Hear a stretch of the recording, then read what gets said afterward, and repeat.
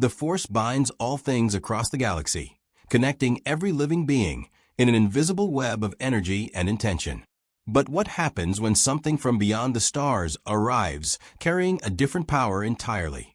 One that doesn't flow through midichlorians or answer to the will of Jedi Masters. What happens when a warrior trained in the void crashes into a galaxy at war? The outer rim world of Raxus Prime had long served as the Separatist Alliance's primary scrapyard, a planet-sized graveyard of decommissioned ships, broken droids, and industrial waste stretching across toxic continents. Massive processing facilities dotted the landscape, their smokestacks belching chemical clouds into a perpetually gray sky. It was a world where only the desperate or the greedy dare tread, where salvage crews picked through mountains of wreckage and Separatist patrols ensured the valuable scrap remained under Count Dooku's control. On this particular day, the scavengers working the northern waste fields saw something that would haunt their memory banks forever. A tear opened in the sky above Raxus Prime, not a hyperspace exit, not a ship-breaking atmosphere, but something else. Something wrong. The rift pulsed with colors that shouldn't exist. Iridescent purples and blues that seemed to fold space itself. Energy that made optical sensors glitch and organic eyes water. For 3 seconds, the wound in reality hung there like a screaming mouth, and then something fell through. The object, if it could be called that, tumbled through the atmosphere, trailing streamers of impossible light. It was roughly the size of a small starfighter, but its hull configuration matched nothing in any known database. Geometric patterns covered its surface, panels that shifted and reconfigured mid-descent as if the craft were alive. The energy signature it emitted made every droid within 5 kilometers freeze momentarily, their circuits struggling to process readings that violated fundamental laws of physics. The crash impact carved a trench 200 meters long through a mountain of compressed durasteel. Scrap metal exploded outward in a wave of shrapnel. When the dust settled, a crater smoldered at the impact site. The walls fused to black glass by heat that should have vaporized anything inside the craft. B-1 battle droids were the first to investigate, their simple programming directing them to secure any potential threat to Separatist operations. 12 droids approached the crater in standard formation, blaster rifles raised, vocabulators clicking with nervous chatter. What is it? Scans are inconclusive. Should we call for? The wreckage shifted. From the smoking ruin, something stood. It rose with fluid grace that no droid could replicate, movements precise and deliberate despite the violence of the crash. The figure was humanoid, but clearly not human. Its form covered in a seamless exoskeleton of white and gold, organic curves meeting angular armor in impossible harmony. The helmet was smooth and featureless except for a single glowing aperture, where eyes should be, pulsing with that same wrong-colored energy that had torn through space itself. One of the battle droids managed to transmit 3 words before the figure moved. Contact. Unknown. Hold still. What happened next couldn't properly be called a fight. The Warframe crossed 20 meters in a blur of motion, legs coiling and releasing with force that cracked the scorched ground. A blade materialized in its hand, not ignited like a lightsaber, not projected like an energy weapon, but simply there, edges gleaming with molecular sharpness. The first droid separated into 3 pieces before its processors registered the attack. The Warframe moved through the remaining droids like water flowing around stones. It wall ran up a pile of scrap, flipped over blaster fire, and came down with both feet on a droid's chassis, compressing it into a disc of crumpled metal. Another blade appeared in its second hand. The Warframe spun, and 4 droids became a shower of sparking components. The last 3 droids attempted to fall back and call for reinforcements. The Warframe extended one hand, and reality twisted. A wave of that impossible energy, void energy, though no one on Raxus Prime had a name for it, rippled outward. The droids froze mid-step, suspended in a bubble of distorted spacetime. Their limbs moved in slow motion, audio feeds dropping to bass-distorted drawls. The Warframe walked past them calmly, retrieved a rifle from the wreckage of its craft, and with 3 precise shots, ended the temporal suspension. The droids collapsed, their central processors melted from the inside. Silence returned to the crash site, broken only by the hiss of cooling metal and the distant grind of processing facilities. Inside the Warframe, consciousness stirred. The operator, a young human by the standards of their origin universe, though no one here would understand what the void had done to them, opened their eyes within the transference pod embedded in the Warframe's core. Synaptic feedback flooded through the neural link. Damage reports, environmental analysis, the absence of a Lotus's guiding voice. They were alone, truly alone, for the first time since the Zeriman incident. The operators cycled through their systems with practiced efficiency. The orbiter had taken critical damage during the dimensional breach. Main engines, offline. Communications array, completely destroyed. Navigation systems, recalibrating to unfamiliar star positions. The landing craft was intact enough to provide shelter and fabrication capabilities, but repairs would require materials they didn't have. Through the Warframe senses, the operators surveyed the alien landscape. This wasn't their solar system. The stars were wrong, the planets in the sky unfamiliar. Whatever the Void had done during that botched mission, it had thrown them somewhere far beyond the origin system. The operator flexed the Warframe's fingers, feeling the familiar weight of biomechanical muscle and Orokin technology responding to thought commands. At least they still had their abilities. The Warframe was intact, weapons functional. Void energy flowing despite the strange resonance they felt in this place, like their power was pressing against something, an invisible field that permeated everything. A sound drew their attention. Repulsor engines approaching from the south. More machines, larger ones, accompanied by organic heat signatures. The locals were responding to the crash. The operator made the Warframe turn toward the approaching forces, blade still in hand. They had survived the sentience, the Griner, the Corpus, and nightmares born in the Void itself. Whatever this galaxy threw at them, they would adapt. They would survive. And, eventually, they would find a way home. But first, they needed to understand where, and when they had landed. If you want to see more characters enter the Star Wars galaxy, hit that subscribe button and drop the name of a character you'd want to see in the comments below. May the Force be with you. The Warframe melted into the shadows between scrap heaps, vanishing as completely as if it had never existed. By the time the Separatist patrol arrived at the crash site, they found only destroyed droids and a still warm crater. And in the Force, across the galaxy, sensitive beings felt something they had no words for, a wound that wasn't dark, wasn't light, but something other.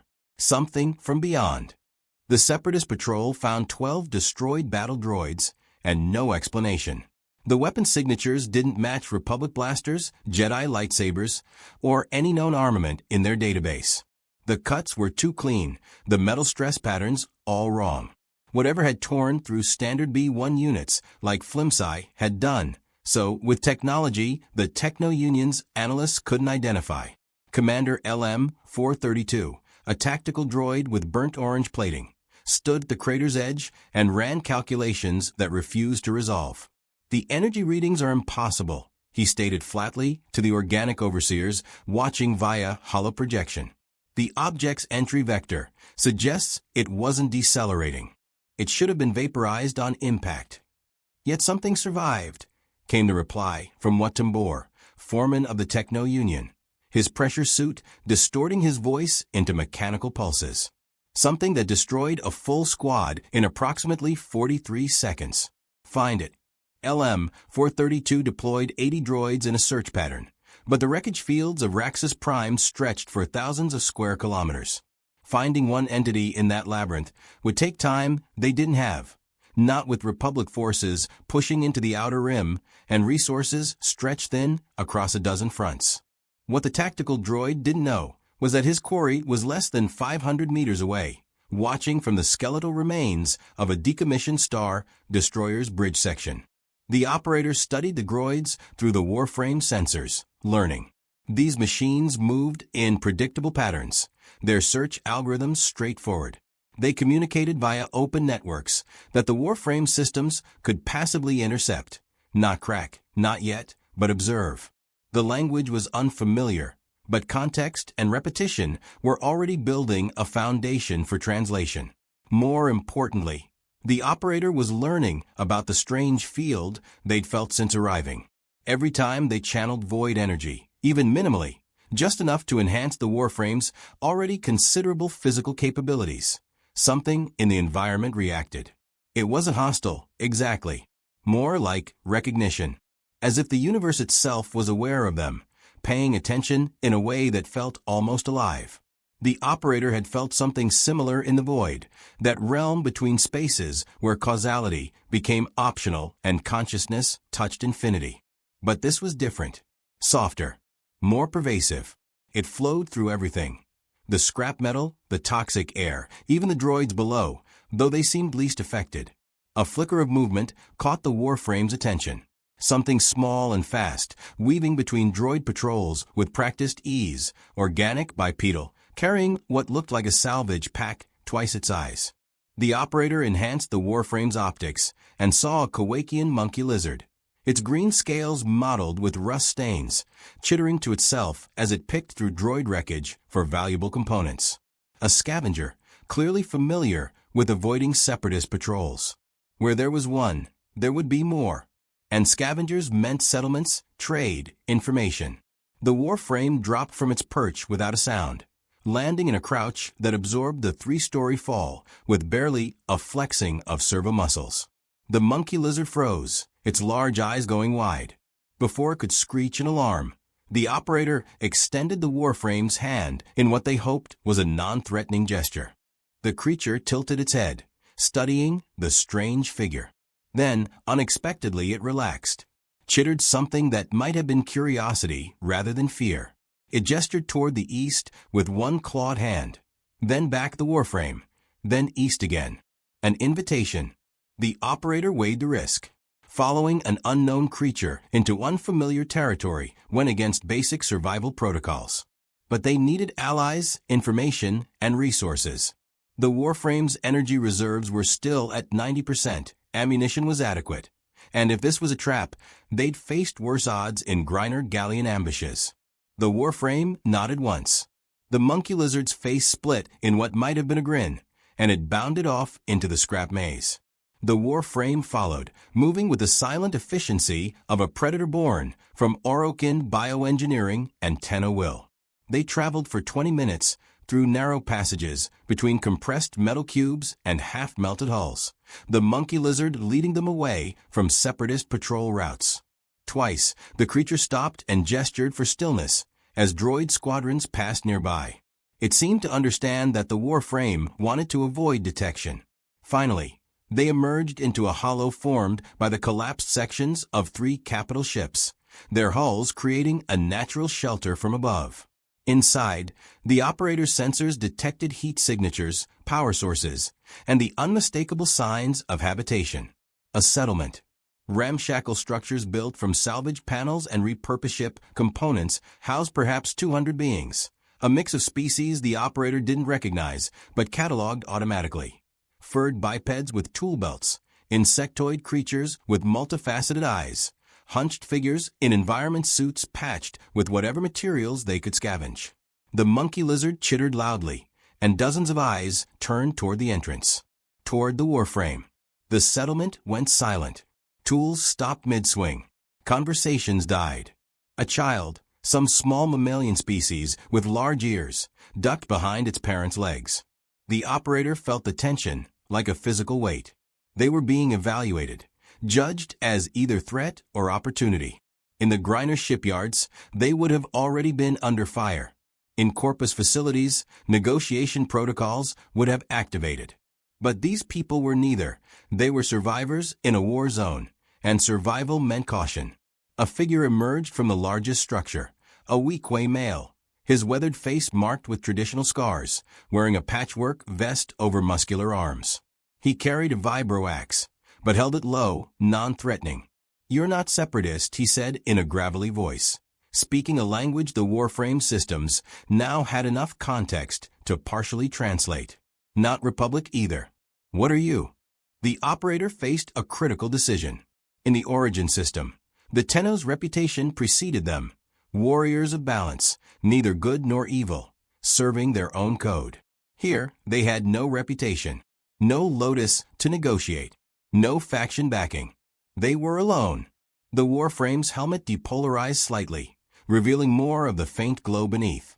When the operator spoke, it was through the Warframe speakers, voice modulated and calm. I am Tenno. My ship was damaged. I need materials to repair it. The words were carefully chosen, pieced together from intercepted communications and educated guesses about grammar. They probably sounded stilted, foreign, but comprehensible. The Weequay's eyes narrowed. Tenno. Never heard of that species. You some kind of droid? Enhanced soldier. Neither. Both. The operator struggled with the translation. I am myself. A murmur rippled through the crowd. Several beings reached for improvised weapons. Welding torches, pipe clubs, a blaster pistol that looked ready to explode in its wielder's hand. The Weequay held up one hand, calming his people. You killed the Separatist patrol that crashed near the northern salvage yards. It wasn't a question. The operator considered lying, but these people had clearly been monitoring Separatist communications. They would know. They attacked. I defended. 12 droids. 43 seconds. The Weequay's expression was unreadable. We've been salvaging this hellhole for 8 years. Seen Republic commandos, Jedi, even Mandalorians. Never seen anyone move like you moved. The droid's last transmission showed something. Something that bent space. The crowd shifted nervously. Bent space. That would be the void energy, likely captured on whatever sensors the droids had before they went offline. I need repair materials, the operator repeated. I can trade. Work. I have skills. I bet you do. The Weequay studied the Warframe for a long moment, then made a decision. Name's Kragan. I run this settlement, what the Separatists haven't taxed into oblivion. You want materials, you pay like everyone else. Credits, goods, or labor. I have no credits. What goods do you need? Kragan barked a laugh. What don't we need? Food that isn't recycled slop. Medicine. Power cells. Weapons that won't blow up in your face. But mostly, he gestured toward the sky, where a Separatist patrol craft drifted lazily overhead. Mostly we need those metal bastards to leave us alone long enough to make a living. The operator understood. Protection. These people needed protection, and they just watched the Warframe destroy a droid patrol with casual efficiency. I can provide security, the operator said, in exchange for materials and information. Information. Kragan raised an eyebrow. About what? Everything. Where I am. What the factions are. How to navigate this galaxy. The Weequay's expression shifted from suspicion to something resembling pity. You really don't know where you are, do you? You're lost. The operator said nothing, but the silence was confirmation enough. Kragan sighed, sheathing his vibroaxe. All right, Tenno. We've got a deal. You keep the Separatists from requisitioning our salvage. We'll get you what you need. And I'll teach you how to survive in a galaxy that's tearing itself apart. He extended his hand in what seemed to be a gesture of agreement. The Warframe clasped his forearm, matching the grip. Welcome to Raxus Prime, Kragan said grimly. Try not to get us all killed.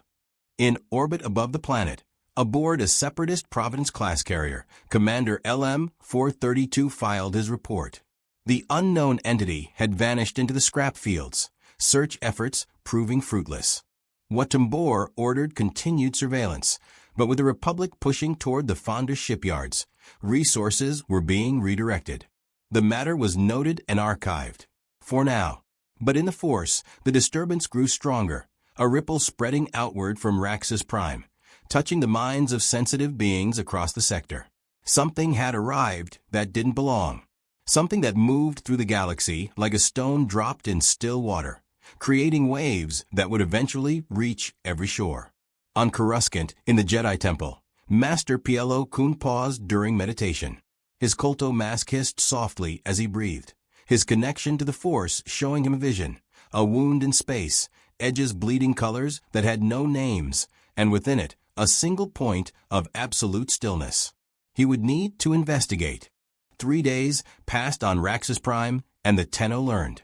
The galaxy was at war, not the calculated, strategic conflicts between Corpus and Griner over resources and territory, but something deeper. Two ideologies locked in combat. The Galactic Republic, a 1,000-year-old democracy rotting from corruption and bureaucracy, versus the Separatist Alliance, corporate interests wrapped in rhetoric about independence and freedom from tyranny. Clone soldiers versus battle droids. Jedi generals versus Sith manipulation. And beneath it all, the thing the operator had sensed from the beginning, the Force. Kragan explained it during their second night, sitting in his salvage shack while the Warframe stood guard outside. "It's an energy field," he said, gesturing vaguely with a bottle of spotchka. "Binds the galaxy together. The Jedi say it's got a light side and a dark side, good and evil, but that's their dogma talking. Most folks never feel it at all." The operator, manifesting outside the Warframe in their true form for the first time since arriving, a young human with pale skin and void-touched eyes that glowed faintly in the darkness, listened intently. Transference allowed them to pilot the Warframe remotely, consciousness stretched between two bodies like a thread. It was disorienting at first in this new environment, but necessary. They needed Kragan to see them as more than just a walking weapon. "This Force," the operator said, their voice younger than the Warframe's modulated tones, carrying traces of an accent from a ship called Zeriman 10 to 0 that no longer existed. "It reacts when I use my power, like it's noticing me." Kragan set down his bottle, suddenly serious. "Your power. That thing you did with the droids, making time go funny. That's not the Force. No. It's something else. Void energy. From..." The operator struggled with how to explain. "From a place between places. A dimension that doesn't follow normal rules. And it pisses off the Force," Kragan muttered. "Wonderful. That's just wonderful." He leaned forward, lowering his voice even though they were alone. "Listen, kid. And you are a kid, aren't you, under all that metal and power. If the Jedi sense what you're doing, they'll come. And if the Jedi come, questions get asked. Questions lead to attention. Attention leads to separatist crackdowns or Republic protection. Either way, my people suffer." The operator understood. They'd played similar games in the Origin system, balancing between factions while maintaining Tenno independence. "I'll be careful. Minimal void usage. Physical combat only unless necessary." "Good." Kragan relaxed slightly. "Because tomorrow we've got a problem that needs your particular skills. Separatist supply convoy is coming through the eastern salvage fields. They're going to requisition half our monthly haul, which means my people starve or get sold to the Hutts to cover losses. You want me to stop them. I want you to convince them to go around us. Permanently." Kragan's scarred face was hard. "Can you do that without bringing the entire Separatist army down on us?" The operator considered. A supply convoy would mean vehicles, likely walkers or heavy droids, possibly organic overseers. In the Origin system, they'd have simply destroyed it. Tenno didn't negotiate with the Griner. But here, in this unfamiliar galaxy, every action rippled outward. Destroy the convoy completely, and investigations would follow. Ignore it, and Kragan's people would suffer. "I can make them afraid," the operator said quietly. "Fear keeps people away better than destruction." Kragan grinned, showing yellow teeth. "Now you're thinking like a survivor." The convoy arrived at dawn, rumbling through the narrow passes between scrap mountains. 2 AATs, armored assault tanks, flanked a hover transport loaded with salvage components. 50 battle droids marched alongside, B-1 units with their skeletal frames and eternal battlefield chatter. And walking among them, a Neimoidian overseer, his mottled green skin hidden beneath expensive robes, barking orders through a vocabulator. The Warframe watched from above, perched on the hull of a Republic cruiser that had crashed years ago. The operator studied the convoy's formation, calculating angles and timing with the practiced efficiency of countless missions. No void energy. Physical skills only. The Warframe's abilities were considerable even without dimensional power. Orokin bioengineering had created something that transcended normal biological limitations. Enhanced strength, speed, and reflexes that would seem superhuman to most beings in this galaxy. The convoy entered the kill zone Kragan had identified, a narrow passage where scrap walls rose 30 meters on either side, limiting visibility and escape routes. The Warframe dropped. It fell 20 meters and landed on the lead AAT's turret with enough force to dent the armor plating. The tank's crew had exactly 1 second to register the impact before the Warframe drove its blade through the turret housing, severing hydraulic lines and power couplings. The cannon sagged, useless. Battle droid spun, bringing blasters to bear, but the Warframe was already moving. It leapt to the ground, rolled beneath the first volley of blaster fire, and came up inside the droid formation. The blade sang, a high-pitched whine of molecular edge cutting through durasteel and circuits. For droids fell in pieces. The second AAT rotated its turret, but the Warframe was faster. It wall ran up the scrap metal, launched itself through the air in a spinning arc, and landed on the tank's rear engine compartment. Another blade thrust, this time through the reactor coupling. The tank shuddered and died, smoke pouring from ruptured vents. Destroy it. The Neimoidian's voice cracked with panic. All units, destroy that thing. 50 droids opened fire simultaneously. The Warframe moved through the blaster storm like smoke, each motion precisely calculated. A sidestep avoided 3 bolts. A backflip over a sustained barrage. A slide beneath converging fire lines. When it struck, droids crumpled, joints severed, processors crushed, central systems pierced. But the operator wasn't trying to destroy all of them. That would be too efficient, too clean. Fear required something else. The Warframe grabbed AB-1 unit mid-strike, spun it like a shield to absorb fire from its own squad, then hurled the wreckage into 3 more droids, bowling them over like training targets. It disabled rather than destroyed. Legs severed so droids collapsed but remained aware, arms torn off so they could still broadcast their terror to the hive mind network.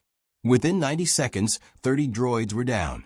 The remaining 20 had fallen back to protect the Neimoidian overseer, their programming forcing them to maintain defensive formation even as their simple processors struggled to analyze the threat. The Warframe stood in the center of the carnage, not breathing hard because it didn't need to breathe, blade dripping with hydraulic fluid and droid lubricant. The morning sun caught its white and gold armor, making it look like something from ancient mythology. A war god descended to punish the unworthy. What do you want? The Neimoidian's voice trembled. Credits? Materials? We can negotiate. The Warframe took 1 step forward. The droids tensed but held position. This territory, the operator said through the Warframe speakers, voice modulated to carry maximum intimidation, is under protection. Leave. Do not return. Tell your commanders. Protection? Whose protection? The Republic? The Jedi? Another step. Several droids actually shuffled backward despite their programming. Mine. The Neimoidian stared at the Warframe, then at his destroyed tanks, then at the droids still functional enough to transmit recordings of this encounter. Every tactical calculation he'd been taught at the Trade Federation Academy told him that discretion was the better part of continued existence. Retreat, he squealed. All units, fall back. Mark this sector as hostile territory. The droids didn't need to be told twice. They grabbed their disabled comrades and scrambled back the way they'd come, the hover transport lurching into motion as its driver pushed the engines beyond safety limits. Within minutes, the convoy had vanished around a scrap mountain, leaving only the 2 disabled AATs and scattered droid components. The Warframe stood motionless until they were gone, then deactivated its blades. The operator felt the familiar satisfaction of a mission completed. No civilian casualties, enemy force repelled, objectives achieved. But as the adrenaline faded, they felt something else. That presence again. The Force. It had been watching the entire battle, drawn by the violence and the Warframe's unnatural precision. The operator could sense it now, pressing closer, trying to understand what they were. Not malevolent, not hostile, but curious in a way that made their skin crawl. Using void energy created a wound in this presence. But simply existing, moving, fighting, that created ripples. The force was aware of them, and that awareness would spread. Somewhere, someone would feel those ripples and come to investigate. The operator returned to the Warframe fully, sinking consciousness back into the biomechanical shell. Through its sensors, they detected Kragan and a dozen scavengers emerging from cover, staring at the battlefield. By the core worlds, Kragan breathed. You didn't kill any of them. You just broke them. Left them alive to spread the word. Fear is a better deterrent than death, the operator said. Dead soldiers become martyrs. Broken ones become warnings. Kragan laughed, a sound with equal parts relief and disbelief. The separatists will think twice before coming through here again. Maybe we'll actually survive the month. He clapped the Warframe's shoulder, a gesture of camaraderie that would have gotten him killed trying that with a Griner-heavy unit. Come on. My people will strip those tanks for parts. Your ship needs a new power coupling, right? I think we just found one. As they walked back toward the settlement, neither of them noticed the small probe droid that had been observing from a distant ridge. Its sleek black casing bore no separatist markings, no Republic insignia. It recorded everything: the battle, the Warframe's movements, the strange warrior's capabilities, and transmitted the data via encrypted hyperspace relay. 300 light-years away, on the separatist capital ship Invisible Hand, the transmission reached Count Dooku's personal chambers. The elegant Sith Lord reviewed the footage with his hands clasped behind his back, his aristocratic features betraying nothing. Interesting, he murmured.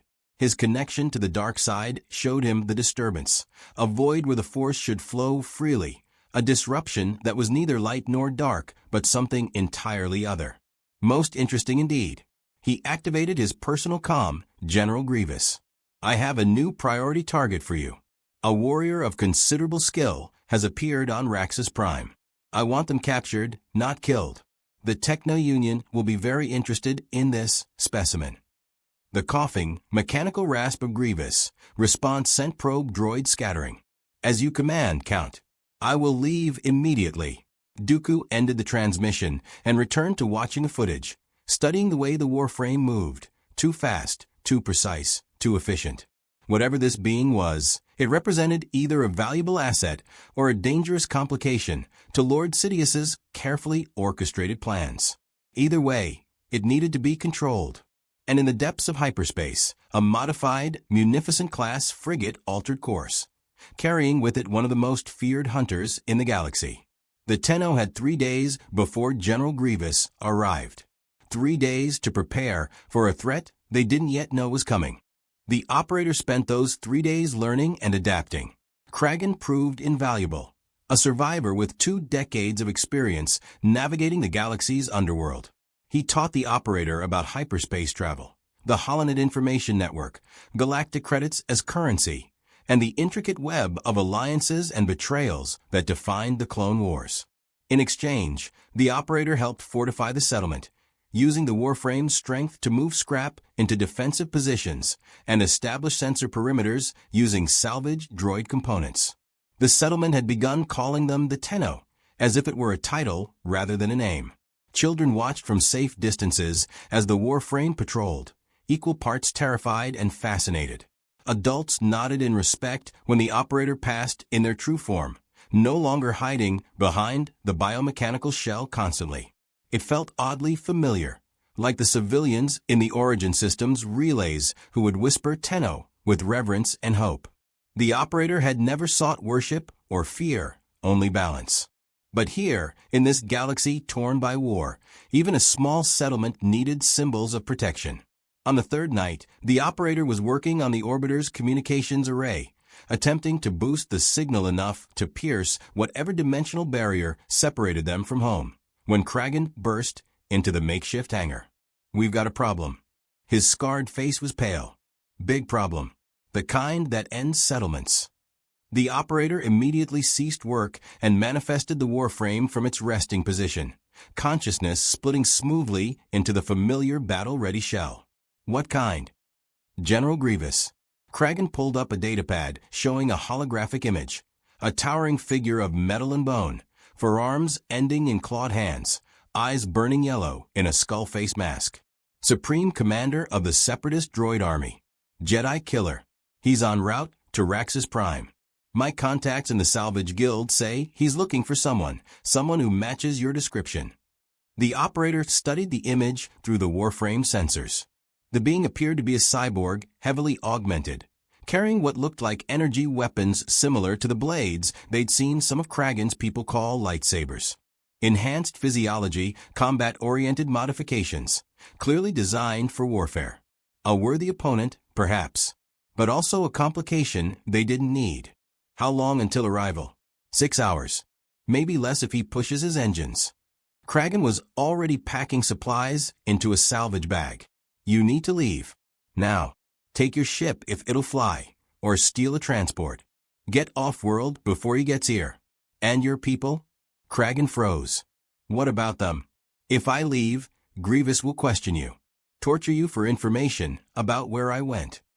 The operator had seen interrogations in Corpus data facilities, watched what desperate commanders did to extract intelligence. Your people will suffer, because they helped me. Better some suffer than all die, Kragan said harshly, but his hands shook as he spoke. Grievous doesn't just kill, Tenno. He collects trophies. Lightsabers from Jedi he's slaughtered. He'll tear this settlement apart looking for you, and when he finds nothing, he'll destroy it anyway just to send a message. The operator considered their options with cold tactical precision. The orbiter wasn't flight-capable yet. They'd need another week minimum to repair the main engines. They could steal a transport, but that meant abandoning the only tangible connection to home. They could hide in the scrap fields, but thermal sensors would eventually track them down. Or they could fight. What if I don't run? The operator asked quietly. Kragan stared at the Warframe like it had grown a second head. You can't be serious. This isn't a few dozen droids, kid. This is Grievous. He's killed Jedi Masters, people who can read minds and see the future. You're good, maybe even great, but I've fought worse. The operator's voice carried absolute certainty. Things from the void that would break this galaxy's understanding of reality. I'm not afraid of a cyborg general. You should be. Kragan grabbed the Warframe's arm, a gesture of desperate pleading that the operator allowed. Listen to me. Pride gets you killed in this galaxy. Smart beings run when they're outmatched. Live to fight another day. And what happens to your people another day? The operator gently removed Kragan's hand. Separatists keep coming. Republic eventually arrives. You're caught between factions with no protection. How long before this settlement disappears entirely? Kragan had no answer to that, because they both knew the truth. Places like this, scraps of civilization clinging to survival in war zones, didn't last. They were consumed by the grinding machinery of galactic conflict, forgotten footnotes in someone else's history. I'm not running, the operator said with finality. Not from this Grievous, not from anyone. But I need information. What are his capabilities? Weaknesses? How does he fight? Kragan slumped against a workbench, the fight draining out of him. Fine. You want to commit suicide, at least do it informed. He pulled up tactical data on his datapad. Grievous was once a living being, a Kalish warrior named Kaimin Jai Shilo. Got turned into a cyborg after an accident that was probably Sith sabotage. Now he's maybe 10% organic, 90% droid. Enhanced strength, speed beyond human limits, multiple arms that can fight independently. He's trained in all 7 forms of lightsaber combat by Count Dooku himself. The operator absorbed this information, cross-referencing it with their own combat experience. Multiple limbs weren't unusual. They'd fought Griner Bombards and Corpus Scrambus units with similar advantages. Enhanced speed was manageable. The lightsabers were dangerous, certainly, but no more so than Corpus laser cutters or Griner plasma swords. What about his weaknesses? Arrogance. Kragan highlighted a section of the file. He's so confident in his abilities that he toys with opponents sometimes. Draws out fights for the drama. And his organic parts, heart and brain mostly, are vulnerable. But they're shielded under duranium plating. You'd need to crack his armor first. Can he sense me through the Force like the Jedi? No. He's not Force-sensitive, just trained by someone who is. He relies on skill, speed, and tactical programming. That was useful. One less variable to account for. The operator began running combat simulations in their mind, modeling different scenarios. Grievous would expect standard tactics, blaster fire, explosives, perhaps Force abilities if he thought he was fighting a Jedi. He wouldn't expect void energy. Wouldn't expect mobility. Wouldn't expect a Warframe that could move like living water and strike like forged steel.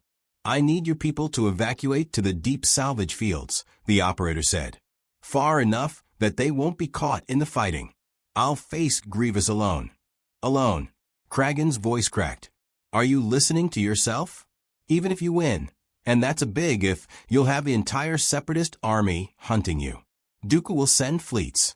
This stops being about one settlement and becomes galactic news. Then maybe it's time this galaxy learned that Tenno exist. The operator turned the Warframe toward the hangar entrance, already calculating firing positions and ambush points. I've spent 3 days hiding, minimizing my presence, trying not to disturb the Force. Maybe that was a mistake. Maybe the only way to survive here is to make them too afraid to hunt me. Kragan was silent for a long moment. Then, surprisingly, he laughed, a bitter, exhausted sound. You know what? Fine. I've lived through trade blockades, Republic taxation, and Separatist occupation. Why not add harboring galaxies most wanted to my list? He straightened, some of his old fire returning. If you're doing this, do it right. I'll set up ambush points, lay false trails, maybe rig a few surprises from our salvage. Give you every advantage I can. You don't have to. Yeah, I do. Kragan met the Warframe's glowing aperture with hard eyes.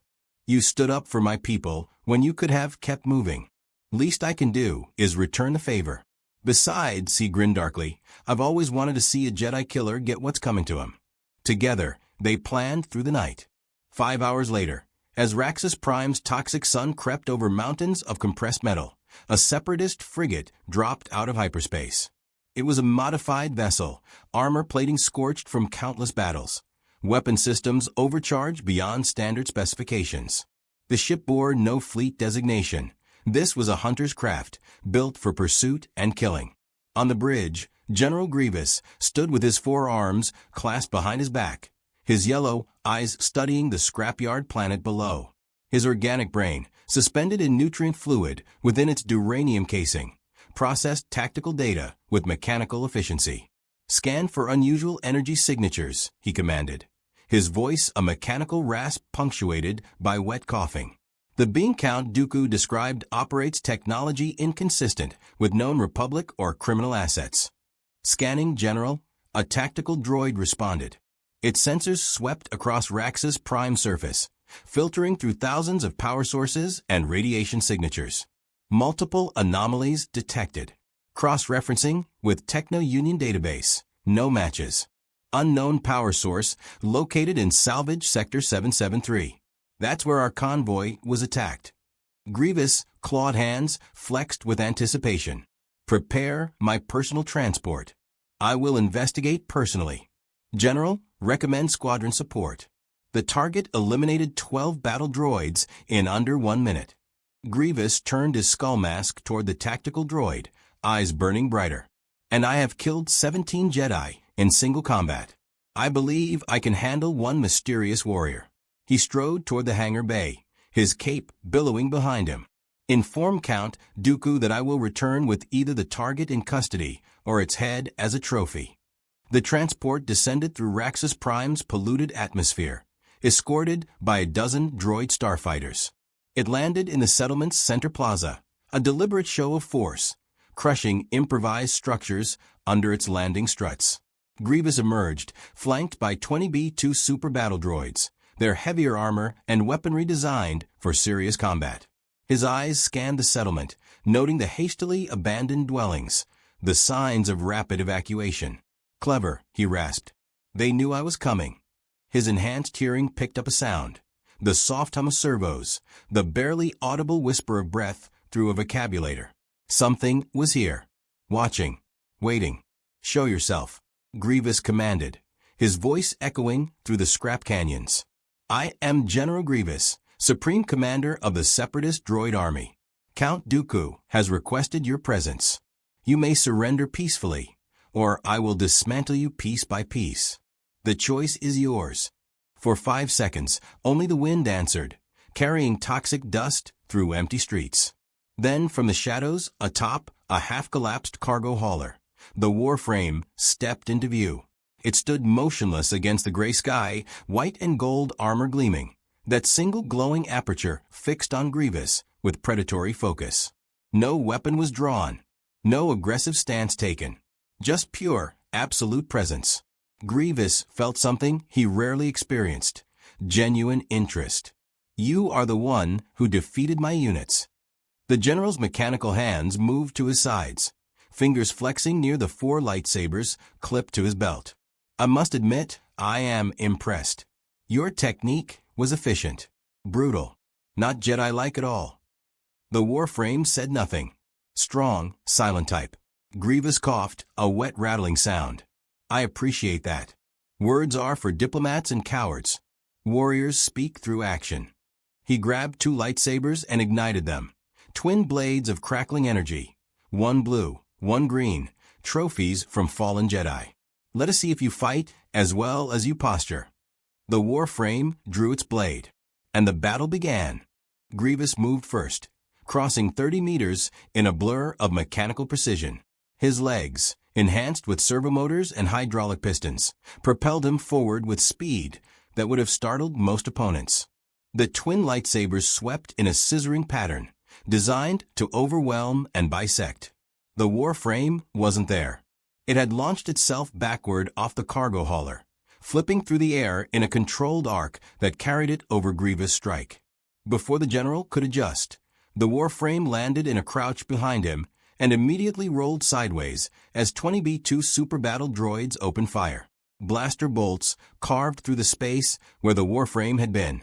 The operator counted firing patterns, calculated reload cycles, and moved accordingly. A wall run up a scrap heap, a slide beneath converging fire. A leap that carried the Warframe onto a droid's shoulders, using the machine as a springboard to vault over the next volley. Grievous rotated his torso a full 180 degrees, something organic bodies couldn't do, and threw one lightsaber like a spinning disk of death. The Warframe twisted midair, and the blade passed close enough that its energy field scorched the armor plating before returning to Grievous' waiting hand. Impressive reflexes. Grievous coughed with what might have been pleasure. But let's see how you handle this. He ignited his remaining 2 lightsabers and split his arms, creating 4 independent weapons. The general became a whirlwind of energy and metal, each limb moving in different patterns. High strike, low sweep, thrust, parry, all executed simultaneously with machine perfection. The Warframe met the assault head-on. Its blade clashed with a green lightsaber, the molecular edge holding against the plasma field through sheer material science that this galaxy didn't understand. Sparks erupted. The Warframe ducked under a blue blade, parried a yellow one, and used its free hand to catch Grievous' 4th arm mid-strike. Servos straining against servo. For 3 seconds, they were locked in a test of pure strength. Kaleesh cyborg versus Orokin bioweapon. Grievous' eyes widened slightly as he realized the Warframe was matching him. Not struggling, not straining, but matching. Whatever this being was, it possessed physical capabilities that rivaled or exceeded his own enhancements. What are you? Grievous rasped, genuine curiosity cutting through combat focus. The operator answered by channeling a pulse of void energy through the Warframe's arm. Not enough to wound, just enough to disrupt. Reality rippled. For a fraction of a second, the space between the Warframe's hand and Grievous' arm became uncertain, folding in on itself like paper. Grievous jerked back, his cybernetic sensors screaming warnings about spatial anomalies and physics violations. The Warframe used his momentary disorientation to disengage, creating distance with a backward leap that carried it onto the roof of Kragan's salvage shack. The general studied his opponent with new appreciation. Energy manipulation. Not the Force, I would recognize that. Something else. Something outside. He coughed again, a sound like grinding gears. Count Dooku will be very interested in dissecting you. He'll have to catch me first, the operator said through the Warframe speakers. Grievous laughed, a horrible wheezing sound. I like you. It will almost be a shame to kill you. He gestured to the B-2 droids. Concentrate fire. Disable, don't destroy. I want to study this one's technology. The droids advanced in formation, laying down suppressing fire that forced the Warframe to keep moving. Grievous used the distraction to climb, his clawed feet finding purchase on scrap metal, ascending a nearby structure to gain the high ground. The operator recognized the tactic, pincer attack, forcing them into a kill zone where Grievous could strike from above, while droids maintained pressure from ground level. Standard hunter strategy, executed with military precision. So the operator changed the rules. The Warframe dropped a smoke grenade, scavenged separatist tech, modified with Tenno expertise, that erupted in a cloud of obscuring particles. Droid sensors switched to thermal imaging, but the Warframe's armor had been running cool, minimizing heat signature. It became a ghost in the fog. 3 droids went down in rapid succession, their central processors pierced before they could acquire targets. The Warframe moved through the smoke like a predator through tall grass, striking from unexpected angles, never staying in one position longer than 2 seconds. Grievous snarled and leapt into the smoke cloud, lightsabers sweeping in wide arcs designed to flush out his prey. He caught movement there and struck. His blade met resistance, but wrong resistance. Not armor, not flesh. Metal. The smoke cleared enough to reveal he'd struck a B-2 droid, cleaving it in half. The Warframe was already gone, repositioned behind him. The operator drove their blade toward the junction where Grievous' spine met his torso, a vulnerable point Kragan had identified. But the general's combat programming was extraordinary. He sensed the attack, twisted, and caught the blade between 2 lightsabers, creating a tri-point lock. Gotcha. Grievous wheezed triumphantly. Then the Warframe did something Grievous didn't expect. It let go of the blade. Before the general could process this, the Warframe's fist crashed into his faceplate with enough force to crack the duranium casing. Grievous staggered, yellow eyes flickering as his optical sensors recalibrated. The Warframe followed with a knee strike to his midsection, targeting the organic components Kragan had mentioned. Grievous felt pain, actual pain, for the first time in months. This warrior fought like nothing he'd encountered. Jedi relied on the Force, used elegant forms and predictable patterns. This thing fought like an animal, brutal and opportunistic, switching between weapons and bare hands without hesitation. It was magnificent. Enough games. Grievous roared. He grabbed the Warframe with all 4 arms, lifting it off the ground despite it struggling, and activated his repulsor-boosted jump jets. They shot upward together, clearing the settlement structures, rising 50 meters into the toxic air. At the apex of the jump, Grievous hurled the Warframe downward with all his enhanced strength. The operator had milliseconds to react. They triggered the Warframe's parkour systems, twisting mid-fall to convert terminal velocity into forward momentum. The Warframe hit the ground at an angle, rolled through the impact, and came up running. But now they were in the open plaza, away from cover, with Grievous descending like a metal raptor, and 15 B-2 droids converging. This was the kill zone, exactly where Grievous wanted them. The general landed with enough force to crater the ground. All 4 lightsabers ignited and spinning in a defensive pattern that would shred anything that came close. The droids formed a firing line, weapons charged and ready. "You fought well," Grievous said, almost respectfully. "Better than most Jedi. But you made a tactical error. You let me separate you from terrain advantages. Now you're exposed, surrounded, and outgunned." He raised one clawed hand. "Last chance. Surrender, and I'll ensure your death is quick." The operator surveyed the situation through the Warframe sensors. Grievous was right. Tactically, they were in a bad position. In the Origin system, they would have called for extraction or used a Railjack's artillery support. Here, they had only themselves. But the operator had one advantage Grievous didn't know about. They weren't alone. The ground beneath 3B2 droids suddenly exploded. Kragan's surprises, salvaged thermal detonators buried in the plaza, created chaos in the droid formation. Shrapnel tore through armor plating, and the concussive force knocked several units offline. Simultaneously, blaster fire erupted from surrounding buildings. Not accurate fire. The settlement's defenders were scavengers, not soldiers, but enough to create confusion and divide Grievous' attention. Impossible. Grievous snarled. The settlement was evacuated. Not all of us, Kragan's voice echoed from somewhere above, transmitted through salvaged comm systems. Some of us decided to stay. Funny thing about the downtrodden, General, we're real tired of beings like you pushing us around. More explosions rippled through the plaza, carefully placed charges that Kragan and the operator had seeded during their planning session. Not enough to seriously harm Grievous, but enough to break his perfect kill zone. The Warframe used the distraction exactly as planned.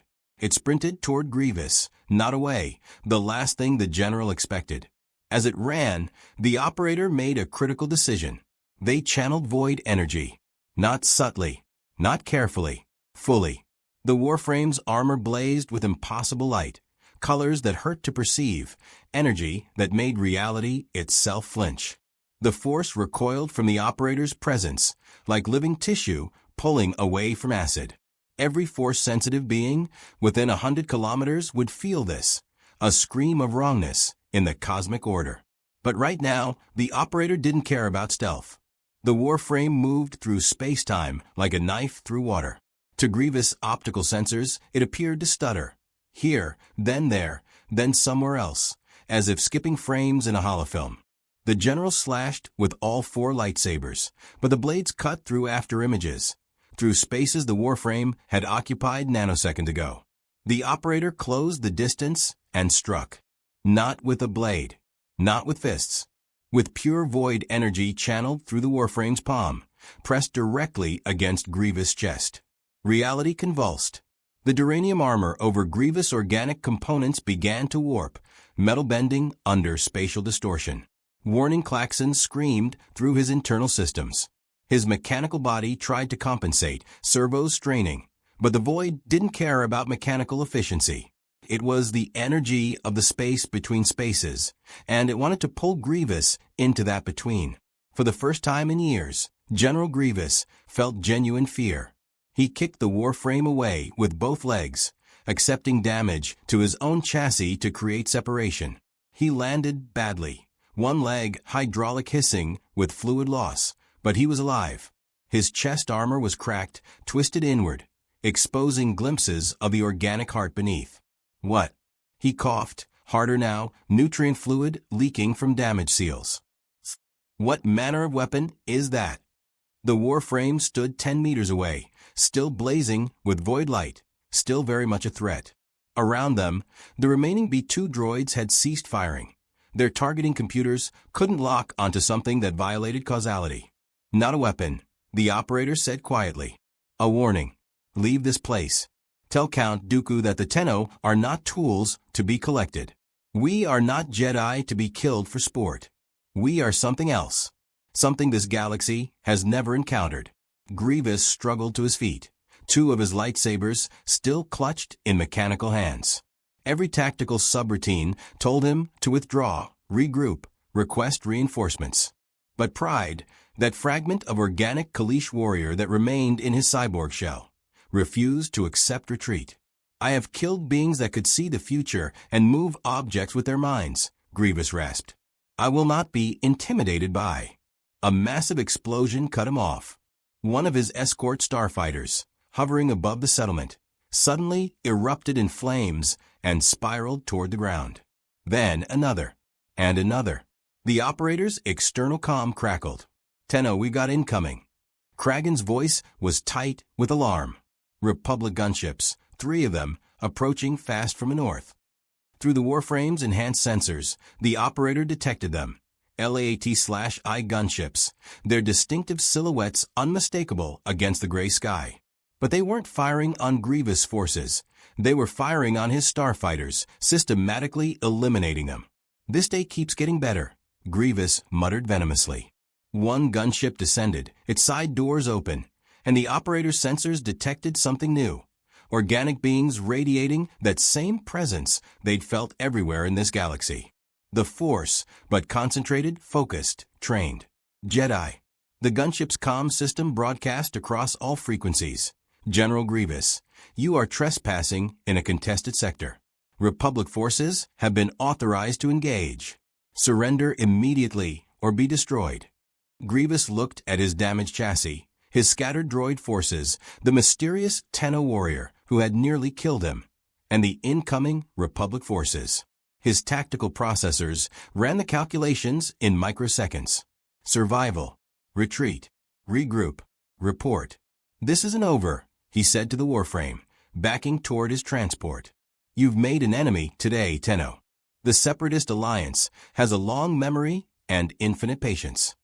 So do I, the operator replied. Grievous retreated, his remaining droids covering his withdrawal. His transport launched with damaged starfighters trailing behind, limping toward orbit with Republic gunships pursuing, but not quite catching up. Intentional, the operator realized. They wanted Grievous to escape, wanted him to report what he'd seen. The lead gunship landed in the plaza, repulsors kicking up clouds of toxic dust. The side door opened fully, and 3 figures emerged. The first was a Kel-Dor in Jedi robes, his face hidden behind an Antioch's breath mask, his presence in the Force calm and measured. Behind him came 2 clone troopers, their white armor marked with blue trim, weapons ready but not aimed. The Jedi Master studied the Warframe with eyes hidden behind goggles, his head tilted slightly as if listening to something only he could hear. "Hello," he said, his voice muffled by the mask, but carrying warmth and genuine curiosity. "I am Jedi Master Plo Koon, and you, I believe, are the disturbance I felt in the Force 3 days ago." The operator let the void energy fade, the Warframe's armor returning to its normal white and gold sheen. They were exhausted. Channeling that much power had drained reserves they couldn't easily replenish here. "I am Tenno," the operator said simply. "Yes." Plo Koon stepped closer, movement slow and non-threatening. "You are something new to this galaxy, something that causes the Force itself to flinch." He paused. "I have many questions. But first, are you injured? Your people, are they safe?" The fact that his first concern was their well-being, not threat assessment, surprised the operator. "We're fine," Kragan called from his hiding spot, emerging with his vibroaxe still in hand. "Assuming you Republic types aren't here to liberate our salvage rights."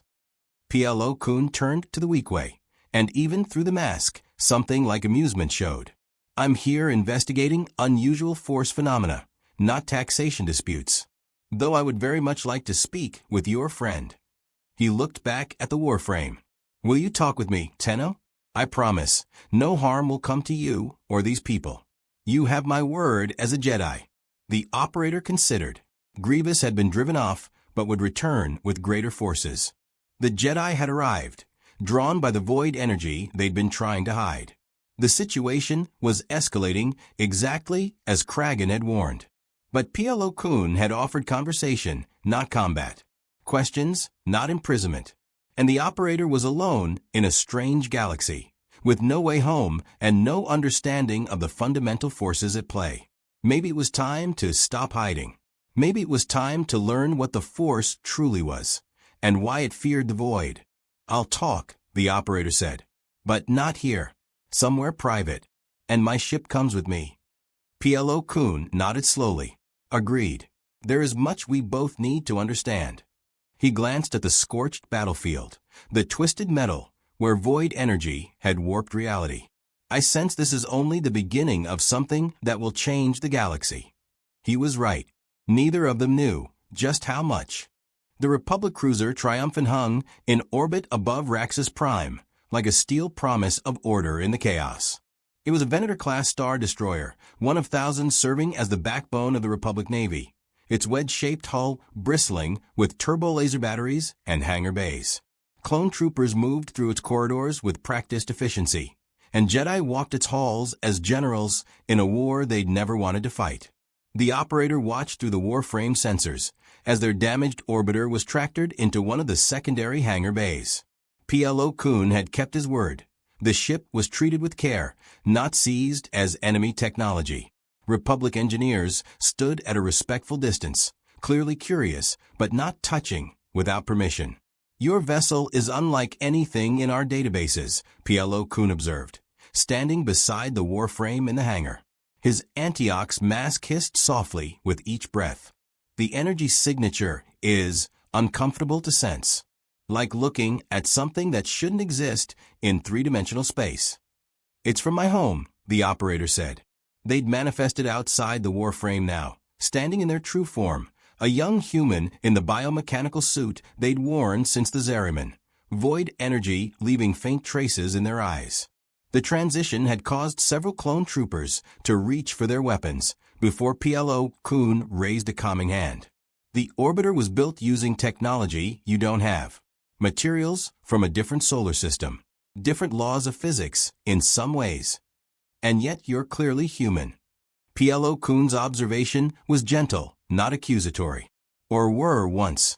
The force flows through all living things, and I sense it in you, but twisted, changed by exposure to something else. This void you mentioned to General Grievous. The operator tensed. You heard that. The force hears many things, especially when a disturbance is strong enough. The Jedi Master gestured toward a side corridor. Come, let us speak privately. Your guardian, Shell, may accompany us if you prefer. The Warframe fell into step beside the operator, a silent protector that drew stares from every clone and officer they passed. They traveled through the cruiser's maze of corridors until they reached a meditation chamber, a circular room with a viewport looking out at the stars, sparse furnishings, and an atmosphere of deliberate calm. PLO Kuhn settled onto a cushion, his movements fluid despite his age. Please sit. I find conversations flow better when neither party is standing at attention. The operator hesitated, then sat cross-legged on the floor, the Warframe standing behind them like a statue of gold and white. Through their connection, they could feel its systems idling, ready to activate at a thought's notice. You are the first Jedi I've spoken to, the operator said. Are they all like you? Like me? PLO Kuhn's tone suggested amusement. The Jedi Order has 10,000 members, each unique. But we share certain principles: peace, knowledge, serenity, harmony. We serve the Force, and through it we serve the galaxy.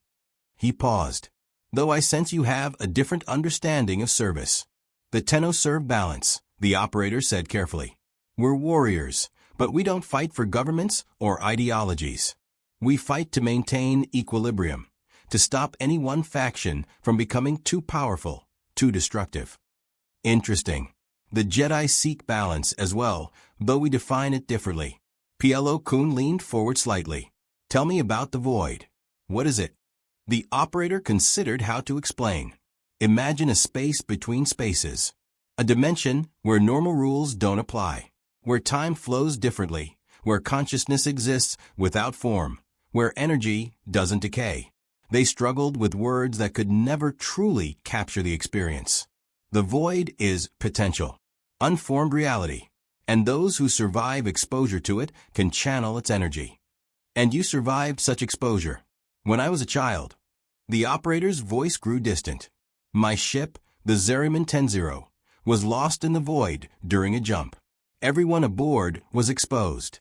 Most went mad or died. The children we changed. We became something else. Something that could control that energy. PLO Kuhn was silent for a long moment, his presence in the Force radiating compassion rather than fear. You carry a great burden. Power you did not choose, thrust upon you by circumstance. And now you're lost, far from home, in a galaxy that must seem as alien to you as your void is to us. The simple acknowledgement of their situation, without judgment, without suspicion, struck the operator unexpectedly.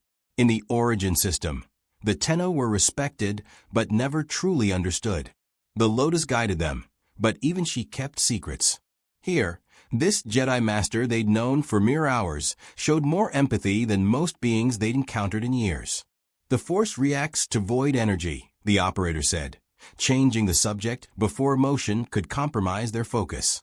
Every time I channel it, I feel something pull away, like I'm creating a wound. Because you are, PLO-kun said gently. The Force is life itself. It flows through all living things, connecting them in an endless web. Your void energy operates outside that web. It's not evil, not dark side corruption, but it is other, incompatible like water and oil. When you use it, the Force doesn't understand what you are, and so it recoils. Will it always be like that? I don't know.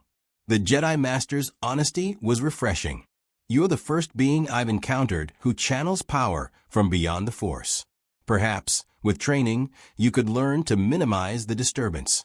Or perhaps, he paused considering, perhaps you could learn to channel the Force itself, as your people do the void. The operator stared. I'm not Force sensitive. I've felt it, but I can't control it. You're more sensitive than you realize. Every Tenno they must be, to control those remarkable shells you wear. The connection between your consciousness and that biomechanical construct requires a form of mental projection that's remarkably similar to basic Force techniques. PLO-kun gestured toward the Warframe. Tell me, how do you control it? Transference. I project my consciousness into the Warframe through a neural link. My mind operates its systems as if they were my own body. And if I told you that transference is functionally identical to a Force technique called Force projection, the ability to extend your presence across vast distances, would that surprise you? It would. The operator had always assumed transference was pure technology, the result of Orokin neural interfaces and Warframe synchronization. But if the underlying mechanism was similar to something Force users did naturally, you're saying I've been using the Force without knowing it? I'm saying you have potential. Raw, untrained, but present. PLO-kun stood, moving to the viewport. The Force is not owned by the Jedi, Tenno.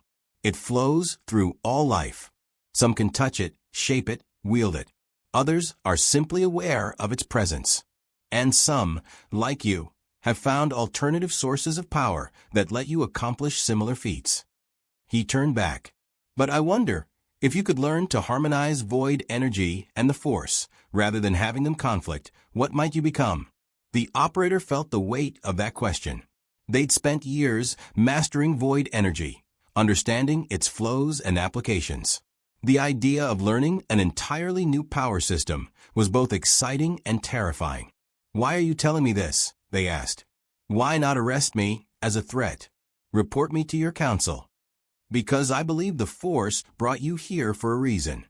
PLO-kun's tone carried absolute conviction. The Clone Wars are tearing the galaxy apart. Darkness grows stronger every day, fed by fear and hatred and ambition. The Jedi are stretched thin, fighting a war we were never meant to fight. And into this chaos comes a warrior from beyond, wielding power that neither light nor dark can claim. He met the operator's eyes. That's not coincidence. That's the Force itself preparing for something. Preparing for what? I don't know. But I sense you will play a role in what's coming, whether you choose to or not. A chime interrupted them. PLO-kun touched his comlink. Yes. Master PLO, we have a situation. The clone trooper's voice was professional but tense. We just received a priority transmission from separatist channels. Count Dooku is issuing a bounty for the capture of an unknown warrior matching the Tenno's description. 1 million credits, dead or alive. The operator's jaw tightened. That was fast. Grievous had wasted no time reporting to his master. There's more, sir, the clone continued. The bounty's gone out to every guild in the Outer Rim. Bounty hunters, mercenaries, criminal syndicates. Everyone's going to be looking for our guest. PLO-kun deactivated the comlink and turned to the operator with what might have been sympathy. It seems you've made quite an impression. Count Dooku doesn't issue personal bounties lightly. I humiliated his general, the operator said flatly. He can't let that stand. No, he cannot. The Jedi Master clasped his hands behind his back, which presents us both with a choice. I could offer you sanctuary with the Republic, protection in exchange for cooperation. You would be safe, but also monitored, studied, likely pressed into service as a weapon. That's not happening. I didn't think so. Or, PLO Kuhn's tone shifted, becoming almost conspiratorial. You could remain independent, free to make your own choices, pursue your own goals. I would ensure the Republic marks you as a neutral party, not to be interfered with. In exchange, you would occasionally share information about what you observe in your travels.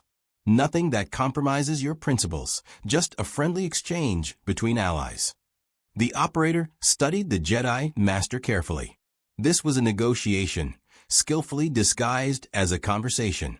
PLO Kuhn was offering freedom with minimal strings attached, unusual for someone representing a galactic government. Why? The operator asked. What do you gain? Perspective. PLO Kuhn returned to his cushion. The Jedi have become generals in this war. We lead clone armies, make tactical decisions that result in deaths. We've lost sight of what we were meant to be, peacekeepers, not warriors. You, Tenno, operate outside our system. You see things we cannot. I believe that perspective could be valuable. You want me to be your spy. I want you to be yourself, PLO Kuhn corrected gently. A warrior who serves balance, unbound by Republic politics or Jedi dogma.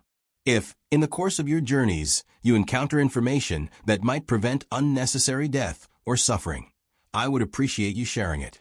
But the choice is always yours. It was a better offer than the operator had expected. Freedom, protection from Republic interference, and only the vaguest of obligations in return. Either PLO Kuhn was remarkably trusting, or he was playing a longer game. I need to repair my ship, the operator said. Find a way back to my solar system. I'll assign a team of engineers to assist, under your supervision, of course. They'll provide materials and expertise, but won't access your ship's systems without permission. PLO Kuhn smiled beneath his mask. Consider it a gesture of good faith. The operator extended their hand. Deal. PLO Kuhn clasped it, and through the contact, the operator felt something. A brush of warmth, of ancient wisdom and carefully controlled power. The Force, flowing through the Jedi Master like a river through well-worn channels. And for just a moment, the operator felt their own void energy respond, not in conflict, but in recognition. Two different powers, acknowledging each other's existence. Perhaps harmony was possible after all. One more thing, PLO Kuhn said as they released hands. The bounty Dooku issued will attract attention from beings far more dangerous than battle droids. Bounty hunters like Cad Bane, mercenaries like the Mandalorians, even Sith assassins if Dooku feels generous. You'll need allies. I work alone. So did many Jedi once. Until the war taught us that isolation is a luxury we can no longer afford. The Master stood. I'm based at the temple on Coruscant, but I also command a fleet in the Outer Rim. If you need assistance, or if you simply wish to continue our conversation, you can reach me through encrypted Republic channels. The frequency will be added to your ship's database. The operator nodded, then paused. Master PLO, why are you being so kind to me? You don't know me. Don't know if I'm a threat. I know that you protected innocent scavengers when you could have simply fled. I know that you offered General Grievous a chance to retreat before escalating to lethal force. And I know that the Force, for all its confusion about your nature, does not warn me of evil in your presence. PLO Kuhn's tone was warm. Sometimes, Tenno, trust must be given before it is earned. The Force guided me to Raxus Prime for a reason. I choose to believe that reason was to help a lost warrior find their way. The operator felt something shift in their chest, an emotion they hadn't allowed themselves since the Zeriman. Hope. Not hope of going home, necessarily, but hope that this strange galaxy might not be entirely hostile, that they might find purpose here, as they had in the origin system. Thank you, they said quietly. May the Force be with you, PLO Kuhn replied, even if it doesn't quite know what to make of you. 3 hours later, the operator stood in the hangar bay as Republic engineers swarmed around the orbiter, providing materials and technical support while carefully respecting the boundaries they'd set. The ship was responding well to repairs. Within a week, they'd have basic flight capability restored. Full navigation and weapon systems would take longer, but at least they'd be mobile. Kragan had been transported aboard as well, along with a dozen of his settlement's residents, who'd chosen to evacuate rather than risk separatist retaliation. PLO Kun had offered them temporary refuge on a neutral station, with Republic credits to start new lives. "Never thought I'd be saved by Jedi," Kragan muttered, watching the engineers work. "Or that I'd be sad to see you go." "I'm not going far," the operator said. "This galaxy is at war. There will be work for someone like me." "Work?" Kragan snorted. "Is that what you call fighting cyborg generals and pissing off Sith Lords?" "In my experience, that's exactly what work looks like." The Weequay laughed, then grew serious. "You watch yourself out there, kid. This galaxy eats warriors like you for breakfast. Too skilled to ignore, too dangerous to leave alive, and too damn stubborn to run when you should." "I'll manage." "Yeah." Kragan clapped the operator's shoulder. "I believe you will.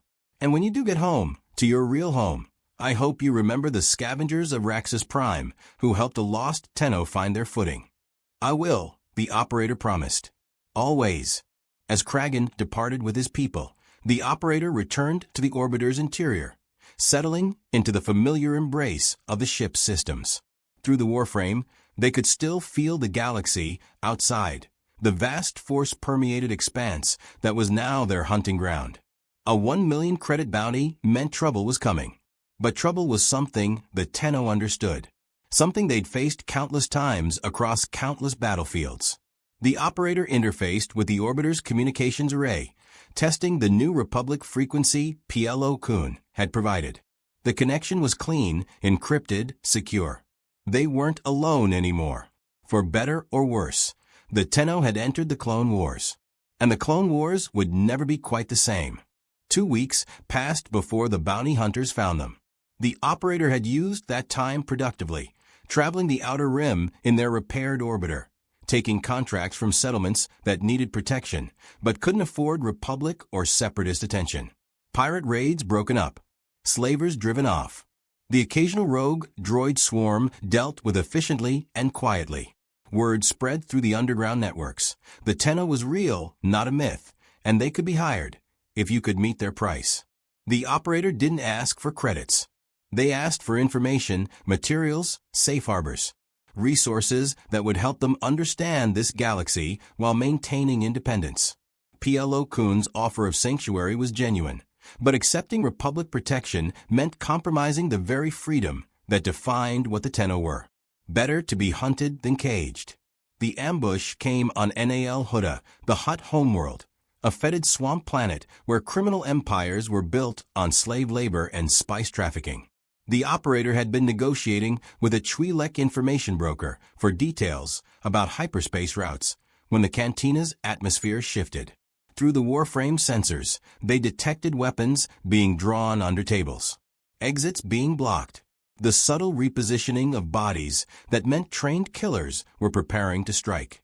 The operator didn't run. They'd known this was coming since Dooku issued the bounty.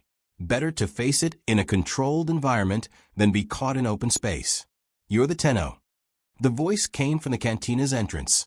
A Duros male in worn armor, blaster rifle slung casually over one shoulder. His blue skin was marked with scars, and his red eyes held the flat effect of someone who'd killed often and felt nothing. "Dooku's offering 1 million credits for you. We're here to collect." "We." The operator remained seated, the Warframe perfectly still beside them. "Bounty hunters don't work alone. Not for targets like you." The Duros gestured and figures emerged from shadows. A Trandoshan with a vibro axe. A pair of humans in Mandalorian armor, knockoff designs, the operator noted, not the real thing. A droid sniper on the cantina's upper level. 12 hunters total, surrounding them in a kill box. "Dooku wants you alive if possible," the Duros continued. "But dead works too. Your choice." The Twi'lek information broker had already vanished under the table. Smart. The other patrons were evacuating quickly, Nobody wanting to be caught in crossfire. The operator sighed. I don't want to kill you. You won't get the chance, the Trandoshan hissed, reptilian tongue flicking between sharp teeth. You misunderstand. The operator stood slowly, the Warframe mirroring the movement. I don't want to kill you, because you're just trying to make a living. You're not separatists or Republic. You're contractors. But if you force this fight, I will end it. Quickly. The Duros actually smiled. Confidence. I like that. Makes this more fun. He drew his blaster and fired. The operator and Warframe moved as one. The shot passed through the space where they'd been standing, scorching the wall behind.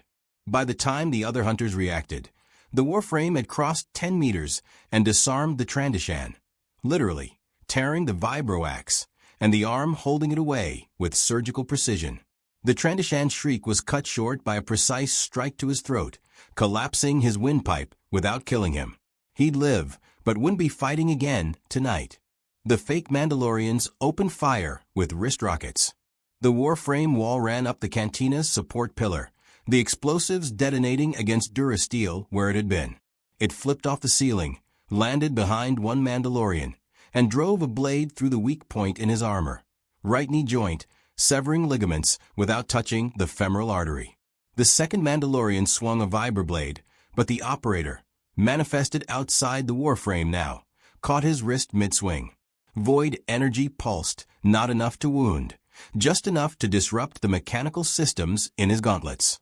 The armor seized, servos freezing. The operator swept his legs and left him prone. 7 seconds. 3 hunters down. The droid sniper fired from the upper level, a perfect headshot on the operator's position. But the operator had already transitioned back into the Warframe, consciousness flickering between bodies faster than optical sensors could track. The shot hit empty air. The Warframe hurled its blade with inhuman precision.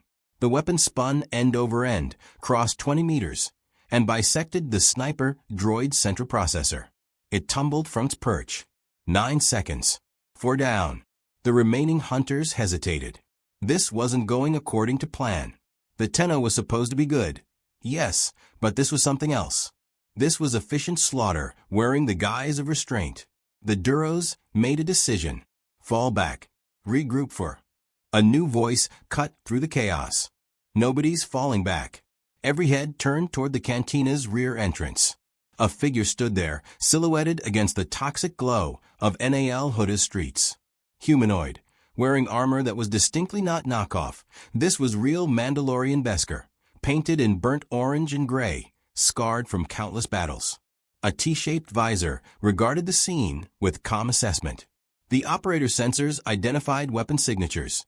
Dual Wester, 34 blaster pistols, wrist-mounted flamethrower, fibercord whip, jetpack with missile pods. Combat loadout for a serious hunter. Who are you? The Duros demanded. Someone who doesn't like competition. The Mandalorian's voice was female, filtered through her helmet's modulator. That bounty is mine. The rest of you can leave, or I'll collect your heads along with the Tennos. The bounty hunters exchanged glances. Facing the Tenno was dangerous. Facing a real Mandalorian warrior was suicide. Facing both was evolutionary stupidity. Screw this, one of the humans muttered. Million credits isn't worth dying for. They retreated quickly, dragging their wounded. Within 30 seconds, only the operator, the Warframe, and the Mandalorian remained. Silence stretched between them, broken only by the distant sounds of NAL Huda's festering streets. You scared them off, the operator observed. Why? Professional courtesy. The Mandalorian holstered one blaster, but kept the other ready. I wanted a clean fight, not a dogpile. You deserve better than being taken down by scavengers pretending to be hunters. I wasn't going to be taken down. I know. I watched you fight Grievous. The Mandalorian's helmet tilted slightly. Studied the footage. The way you move, that's not force-enhanced. That's training, discipline, muscle memory from thousands of hours of practice. You're a real warrior, not some force mystic relying on space magic. The operator felt grudging respect. This one had done her homework. You're here for the bounty. I am. But I'm also curious. The Mandalorian took 3 steps forward, maintaining combat distance. My name is Mirda Cast. I'm a Mandalorian warrior from Clan Cast, and I hunt for credits, but I fight for honor. I want to see what you can do at full capacity. No interruptions. No distractions. Just warrior versus warrior. And if I win? Then I walk away, and I tell Dooku his bounty isn't worth collecting. My reputation takes a hit, but I keep my life and my honor. Mirda's hand hovered near her blaster. And if I win, I take you to Dooku and collect my 1,000,000 credits. Either way, this gets settled properly. The operator studied her through the Warframe sensors. Heart rate steady. Breathing controlled. No signs of deception or hidden reinforcements. This wasn't an ambush. This was a challenge. In the Origin system, the Tenno faced such challenges regularly. Gryna champions seeking glory. Corpus combat specialists testing experimental weapons. Even other Tenno sparring to hone their skills. This galaxy needed to understand what the Tenno represented. And the best way to teach that lesson was through combat. Outside, the operator said, "I don't want to damage the cantina."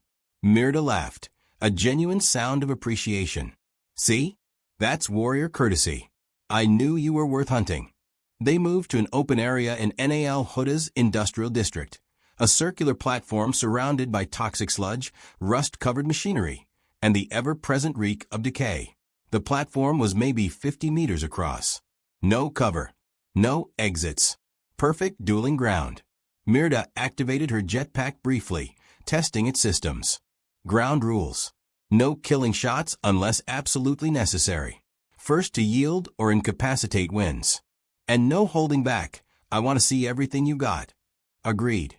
The operator manifested fully outside the Warframe now, standing 10 meters from Mirda, while the Warframe took position behind them. "You fight both of us, or just me?" "Both. I've seen what your metal shell can do. I want the full experience."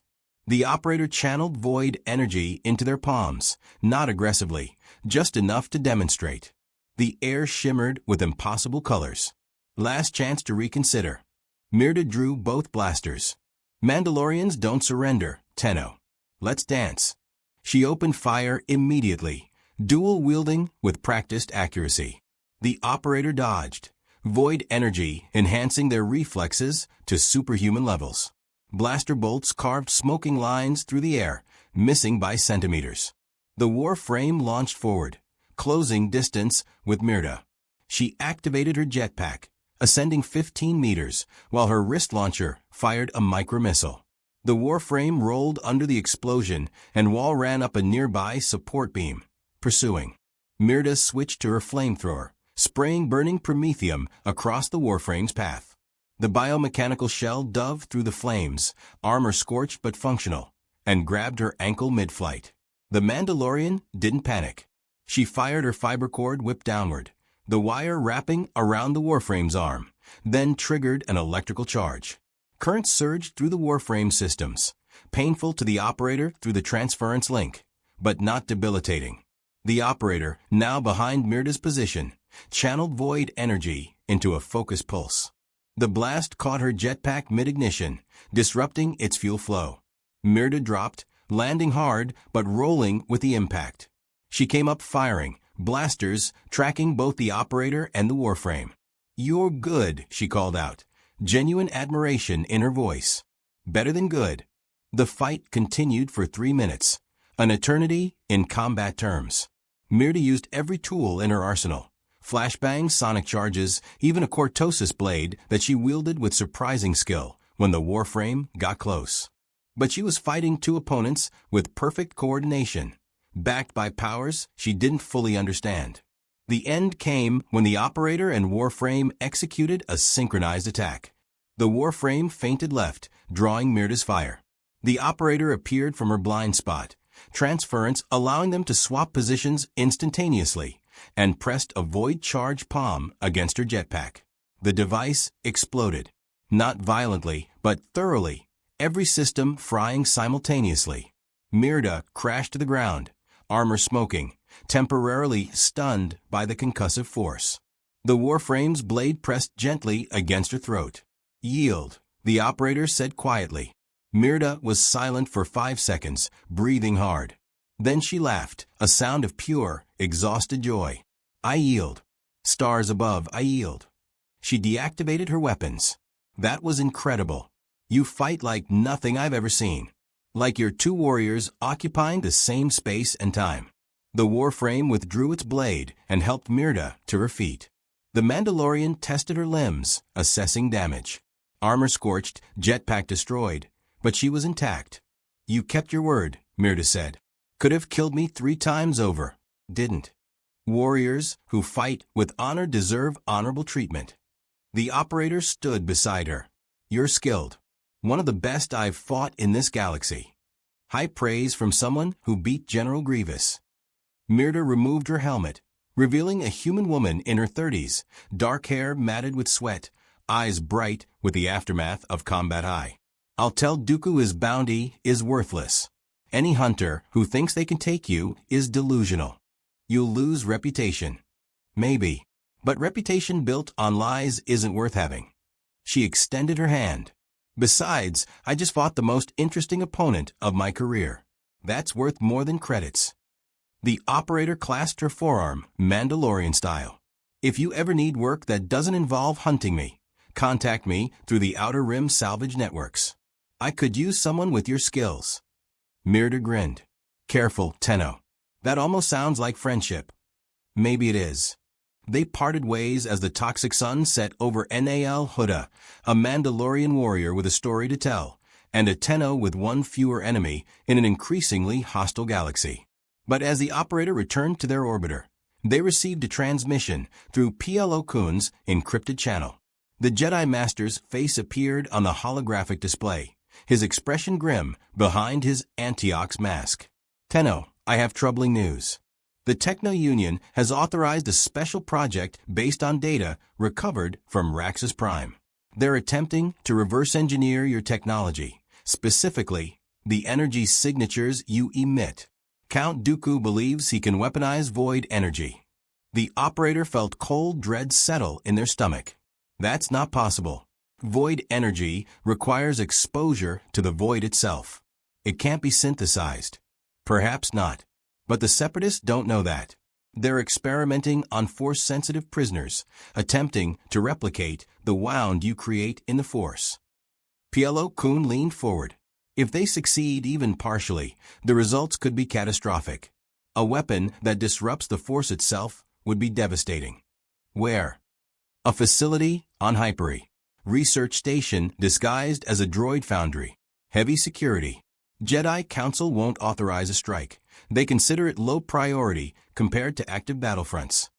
But you're telling me anyway. I'm telling you because this is your power they're trying to steal. Your choice whether to intervene. Plo Koon's tone softened. And because those prisoners don't deserve what's being done to them. If someone could free them. The operator understood. This was a test, in a way. Not of loyalty, but of character. Would they ignore a threat because it didn't directly affect them? Or would they act because it was the right thing to do? The answer was never in doubt. Send me the coordinates, the operator said. I'll handle it. May the Force be with you, Tenno. The transmission ended, and the operator began plotting a course to Hyperi. The Warframe stood nearby, silent and ready, always ready. The galaxy was learning what the Tenno were. Time to teach the Separatists that some powers shouldn't be stolen. Some powers fought back. Hyperi was a barren rock of a world, its surface scoured by constant sandstorms and dotted with Separatist manufacturing facilities. The planet had historical significance. This was where General Grievous had slaughtered multiple Jedi during the early days of the Clone Wars, cementing his reputation as a Jedi killer. Now it served as a testing ground for weapons too experimental or too horrific for public disclosure. The operator approached under stealth protocols, the orbiter's systems modified with salvage technology to mimic Separatist transponder codes. Not perfect, a thorough scan would reveal the deception, but sufficient for initial approach. They slipped past orbital defenses and descended toward the coordinates Plo Koon had provided. The research facility was built into a canyon wall, its entrance disguised as a collapsed mine shaft. Sensor arrays dotted the perimeter, and patrol droids moved in predictable patterns. Heavy security? Yes, but designed to keep people in rather than out. The operator left the orbiter in a concealed position 5 kilometers away and approached on foot, the Warframe moving with practiced stealth across Hyperi's rocky terrain. They'd learned much about Separatist security systems over the past weeks: frequency ranges, sensor blind spots, communication protocols. The droids were efficient but predictable, relying on programming rather than intuition. The Warframe scaled the canyon wall, clinging to rock face with magnetic grip pads, until it reached a maintenance vent overlooking the facility's exterior. Through enhanced optics, the operator observed the layout: 3 blast doors, 2 guard towers with automated turrets, and a dozen battle droids on patrol. But more importantly, they saw the energy readings. Faint traces of something wrong, distortions in the local environment that reminded them of void exposure. The Separatists were experimenting with something dangerous, and they didn't even understand what they were playing with. The operator waited until nightfall, such as it was on a world with minimal day-night cycle, and made their move. The first guard tower went dark when the Warframe severed its power coupling from outside the sensor grid. The second tower's turrets rotated, searching for threats, but found nothing. The operator had already moved past, using a stealth field generator salvaged from a destroyed probe droid. 3 battle droids stood at the main entrance. The Warframe dropped behind them, silent as falling snow, and dispatched all 3 in under 2 seconds. Blade through processor. Twist. Move. Repeat. Their bodies collapsed in a heap of sparking metal. The blast door required more finesse. The operator interfaced with its control panel, bypassing standard security through a combination of tenno-hacking protocols and observed Separatist code architecture. The door hissed open just wide enough for the Warframe to slip through. Inside, the facility was a maze of sterile corridors and laboratory spaces. The operator's sensors detected organic heat signatures, prisoners, likely, deeper in the complex.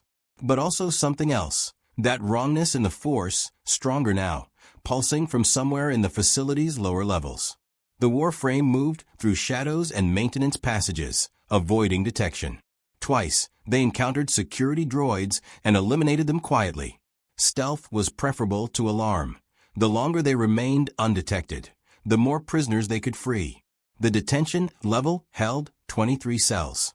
The operator sensors identified life signs: humans, Twi'leks, a Zabrak, even 2 young Togruta. All force-sensitive, based on the faint energy traces around them. Some were children. The sight triggered memories the operator usually kept buried.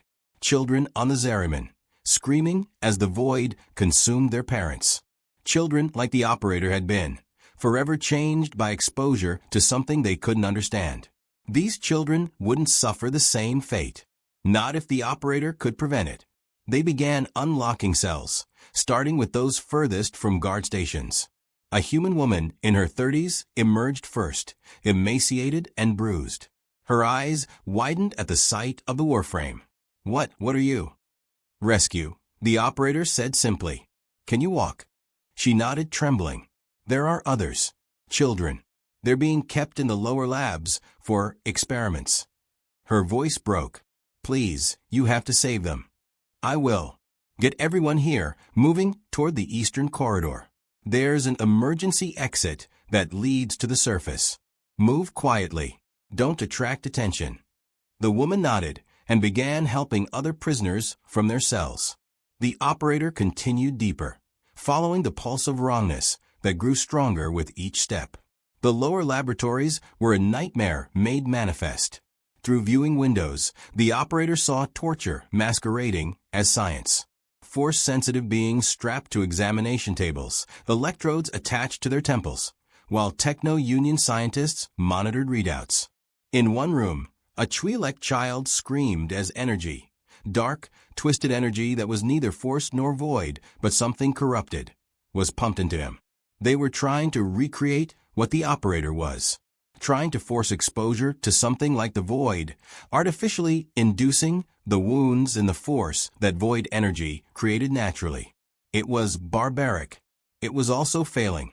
The subjects weren't gaining power, they were being destroyed.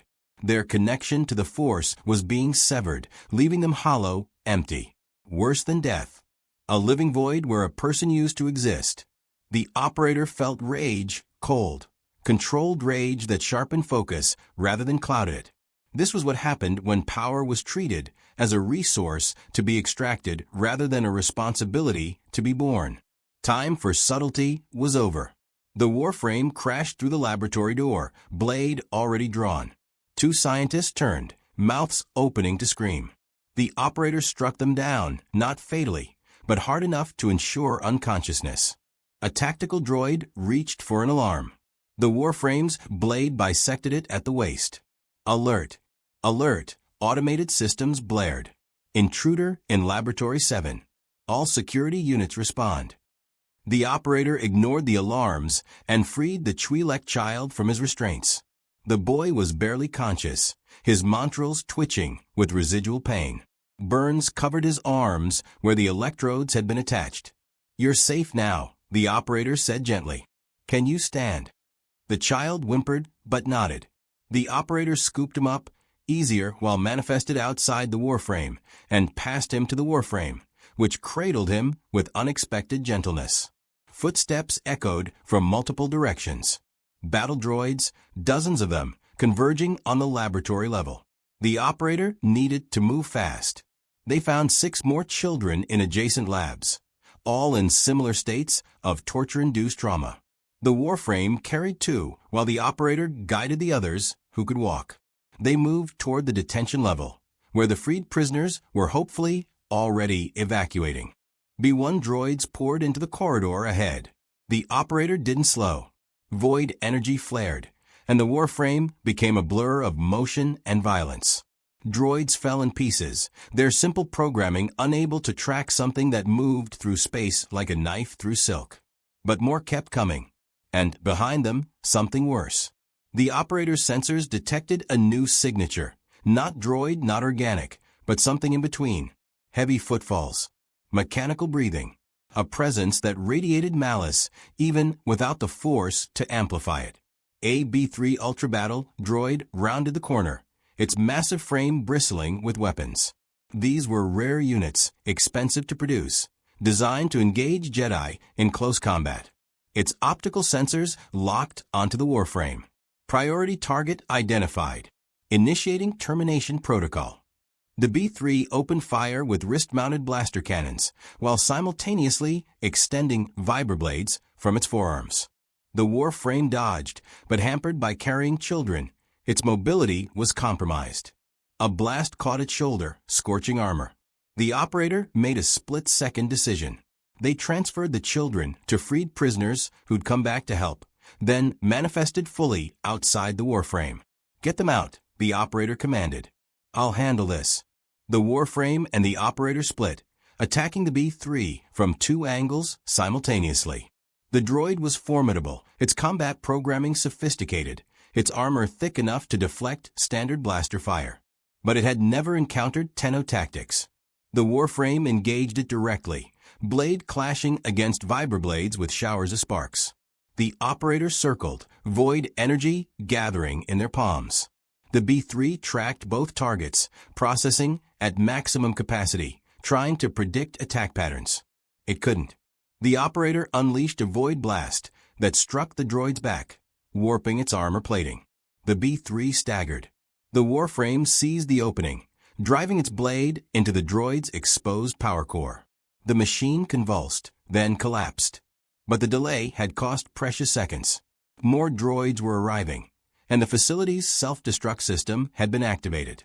The operator's sensors detected explosive charges arming throughout the complex. The Separatists would rather destroy the facility than let it fall to an enemy. They had 5 minutes. The operator sprinted toward the detention level, the Warframe at their side. They found the prisoners clustered near the emergency exit, but the door was sealed. A tactical droid stood before it, weapon raised. "You have liberated Separatist property," It stated flatly. This cannot be permitted. Stand aside, the operator commanded, void energy making the air shimmer. Last warning. The tactical droid analyzed the situation for 0.3 seconds, calculated its survival odds, and made a decision that surprised everyone. It lowered its weapon and stepped away from the door. Curious, it said, almost to itself. Calculations suggest compliance increases survival probability by 34.7%. This unit chooses survival. The operator stared, then nodded. Smart choice. They blasted the door open with void energy, revealing the emergency tunnel beyond. Everyone out. Move. The prisoners fled into the tunnel, supporting those too weak to walk alone. The operator counted them as they passed, 23 from the cells, plus 6 children from the laboratories. 29 lives that would have been lost to separatist experimentation. The tactical droid lingered. Query, what are you? Your energy signature does not match any known classification. I'm Tenno, the operator said, and you should leave before this place explodes. Acknowledged. The tactical droid turned and walked calmly toward a different exit. This unit will remember this encounter. 2 minutes remaining. The operator and Warframe were the last to exit, emerging into Hyperi's night just as the facility detonated. The explosion was massive. Secondary charges igniting fuel reserves, collapsing the entire canyon section. Fire bloomed against the dark sky. The freed prisoners huddled in the rocks, watching their prison burn. Some were crying. Others were simply numb, processing their sudden liberation. The human woman from earlier approached the operator. Who are you? Why did you save us? Someone told me you needed help, the operator said simply. That was reason enough. But you're not Republic, not Jedi. No, I'm independent. And I don't let people suffer when I can prevent it. The woman studied them for a long moment, then knelt. Others followed, a gesture of profound gratitude that made the operator uncomfortable. Please don't, the operator said. I'm not a savior, just someone doing what's right. You freed us from a fate worse than death, the woman said. That makes you a savior to us. The operator helped her to her feet. The Republic will find you. Master Plo Koon has already been notified of this facility's destruction. Rescue teams are en route. You'll be safe. What about you? I have other work to do. As if summoning it, the operator's comlink activated. But the transmission wasn't from Plo Koon. The voice was different, cultured aristocratic, laced with dark side energy that made the prisoners flinch. Tenno. Count Dooku's holographic image appeared, his elegant features composed. You become quite the nuisance, destroying my facilities, freeing my test subjects, humiliating my generals. The operator said nothing, letting Dooku continue. I underestimated you, the Sith Lord admitted. Treated you as a curiosity to be captured and studied. That was a mistake. You're far more dangerous than I anticipated. He leaned forward slightly. So I'm extending a different offer. Join the Separatist Alliance. Help us break the Republic's stranglehold on the galaxy. In exchange, I'll provide you with resources to return home. Ships, technology, perhaps even Sith alchemy to pierce the dimensional barriers that separate you from your origin. The offer hung in the air, tempting in its practicality. Dooku had resources the operator desperately needed. Technology that might actually help them return to the origin system. But they'd seen what the Separatists did in pursuit of their goals. The torture, the experimentation, the casual cruelty toward beings they considered less valuable than droids. No, the operator said simply. Dooku's expression didn't change, but something cold entered his eyes. A pity. You would have been a valuable asset. Instead, you've made yourself an enemy of a very powerful organization. He raised one hand, and force lightning crackled between his fingers, a demonstration. The next time we meet, Tenno, there will be no offers. Only consequences. The transmission ended. The freed prisoners looked at the operator with new concern. You just refused a Sith Lord, the woman whispered. He'll hunt you. Let him. The operator turned toward where their orbiter waited. The Separatists aren't the first empire to hunt me. They won't be the last. The Warframe and operator walked into Hyperi's darkness, leaving the freed prisoners to await Republic rescue. Behind them, the research facility burned, its secrets consumed by flames. Somewhere on the Separatist capital ship Invisible Hand, Count Dooku watched recordings of the Tenno's raid. He studied their tactics, their capabilities, the way they moved through his facility like a ghost, made of blades and impossible energy. Interesting, he murmured. Lord Sidious, you were right. This being is more than a warrior. They represent something fundamental, a force that cannot be controlled, only destroyed or turned aside. In the shadows of Dooku's quarters, a holographic figure stirred, cowled, ancient, radiating power that made the air itself seem to bow. Then destroy them, Emperor Palpatine's voice rasped. Or let General Grievous try again. Either way, the Tenno must not interfere with our plans for the Republic. As you wish, my master. The hologram faded, leaving Dooku alone with his thoughts and the memory of a warrior who'd rejected everything he offered. In orbit, the operator piloted the orbiter away from Hyperi, already planning their next move. Plo Koon's transmission had saved lives tonight. The alliance with the Jedi Master was proving valuable. But more importantly, the operator had sent a message to the entire galaxy. The Tenno protected those who couldn't protect themselves. No matter the cost, no matter the enemy, balance would be maintained, even in a galaxy far, far away. The message spread through the outer rim like wildfire through dry grass. The Tenno had struck a Separatist research facility, freed dozens of prisoners, and walked away unscathed. Bounty hunters whispered that even Mandalorians wouldn't take the contract.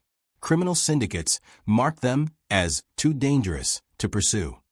And in the shadow networks where information was currency, a new phrase emerged: don't cross the Tenno. But notoriety came with consequences. 3 weeks after Hyperi, the operator received an encrypted transmission routed through 7 different relays. The source was untraceable, but the message was clear. Fonder shipyards. 3 days. Separatists planning something that will kill millions. Stop them if you can. No signature. No additional details. Just coordinates and a warning.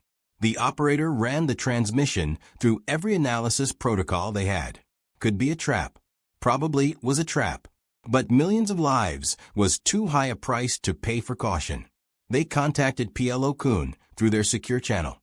The Jedi Master's holographic image materialized in the orbiter's communication suite, his Antiox mask reflecting the blue light. Master Plo, I need intelligence on Fonder. Separatist activity. Recent or planned. Plo Koon was silent for a moment, his connection to the Force showing him possibilities and probabilities. Fonder is a Republic shipyard world. Produces capital ships for our fleet. Separatists have attempted raids before, but never succeeded in breaching the orbital defenses. He paused. Why? I received a tip. Anonymous. Says Separatists are planning something catastrophic. Anonymous tips are dangerous, Tenno. Especially ones that direct you to critical Republic infrastructure. I know. But if it's real, then millions die. Plo Koon finished grimly. I'll contact the Jedi Council. Request additional security for Fonder.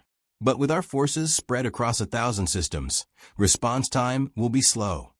He leaned forward. If you choose to investigate, be careful. If this is a trap designed specifically for you, then I'll spring it and deal with the consequences. That's what worries me.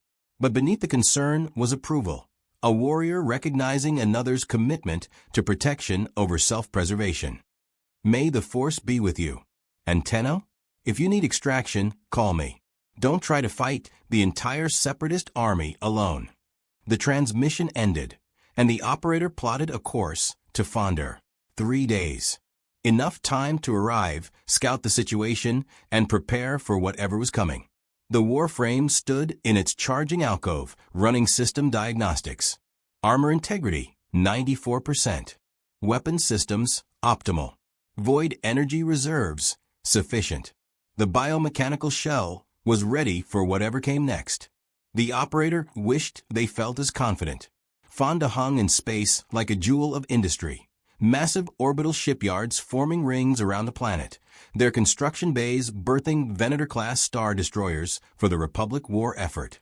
Thousands of workers and droids labored in the vacuum, welding hull plates and installing weapon systems. Defense platforms bristled with turbolasers, and Republic cruisers patrolled in steady formations.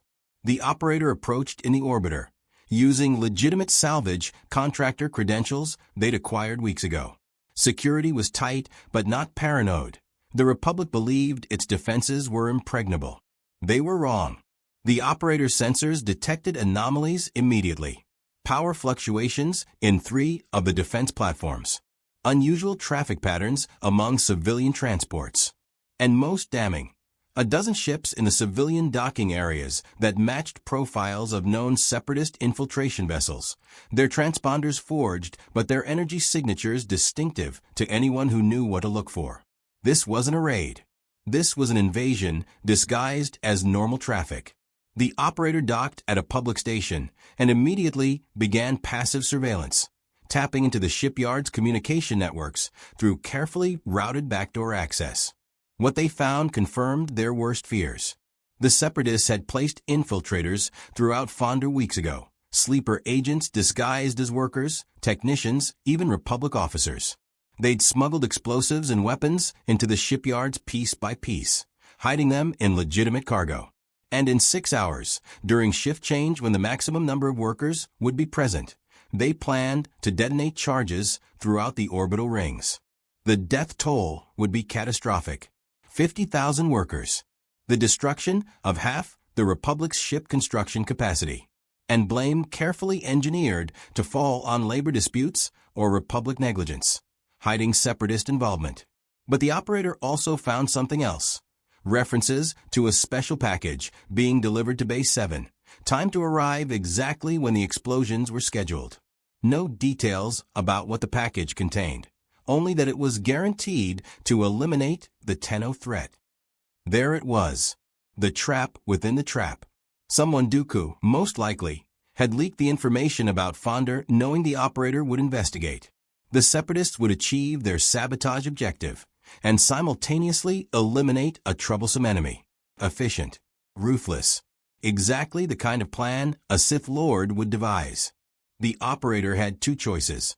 Withdraw and report to Plo Koon, letting Republic forces handle the threat, but potentially arriving too late to prevent the massacre.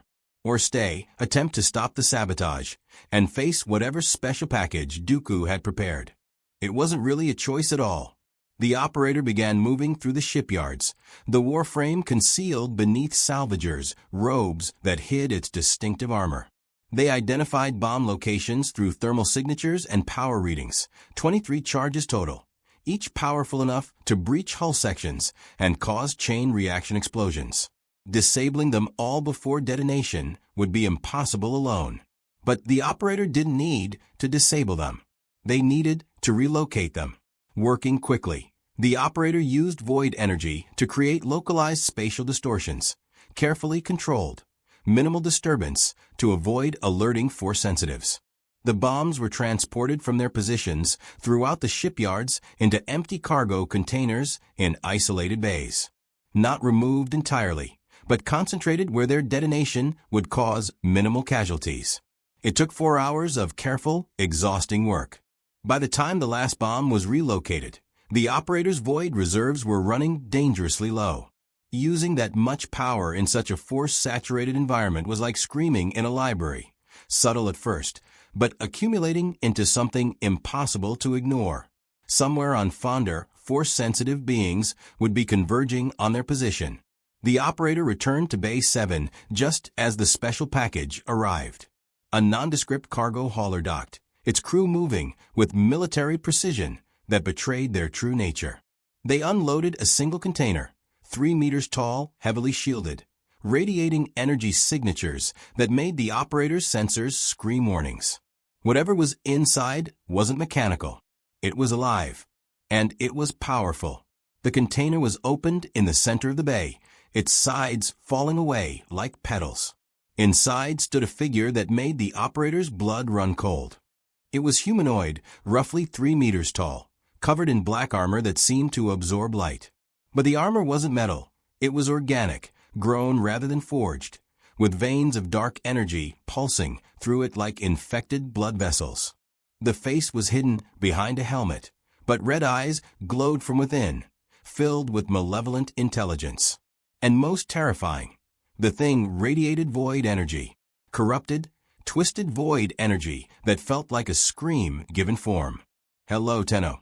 The voice was distorted, mechanical yet organic. "I am Experiment 73, the Techno Union's greatest achievement. They couldn't replicate your power through torture, so they tried a different approach." The creature stepped forward, and reality itself seemed to flinch. They found a Force-sensitive volunteer, a dark Jedi desperate for power, and they exposed him to the dimensional tears your presence creates. For weeks, they bathed him in the wounds you leave in the Force. The operator understood with horrified clarity. The Separatists had created an artificial Tenno, someone transformed not by the void itself, but by the negative space the void left behind. A being shaped by absence rather than presence. "You're an abomination," the operator said quietly. "I'm evolution." 73 raised his hands, and corrupted void energy crackled between his fingers. "Everything you can do, I can do. But I'm not bound by your pathetic morality.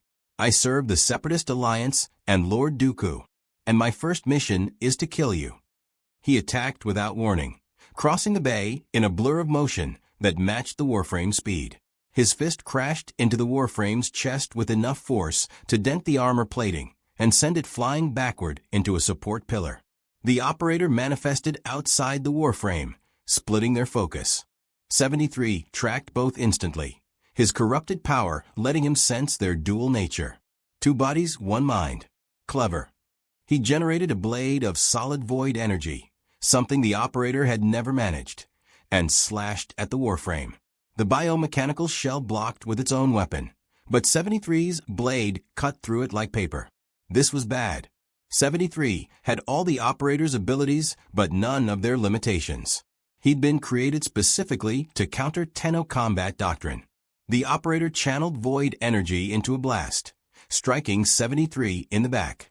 He staggered, but recovered instantly, laughing. "You're tired. I can feel it. You've been using power for hours, relocating those bombs. Smart, but predictable. You weakened yourself to save workers who will never know your name." He was right. The operator's reserves were low, and 73 was fresh. This fight would be brutal. The Warframe engaged him directly, blade clashing against corrupted energy in showers of reality-warping sparks. The operator circled, looking for openings, trying to coordinate attacks. But 73 adapted instantly, his dark Jedi training giving him tactical sophistication that pure power couldn't provide. He caught the Warframe's arm mid-strike, twisted, and threw it across the bay hard enough to crater the far wall. Before the operator could react, 73 closed distance and grabbed them by the throat. "You know what's funny?" he hissed, lifting the operator off the ground. "Dooku doesn't even care if I kill you. The bombs are about to detonate. This entire shipyard section is about to become a debris field. You, me, all these workers, all dead.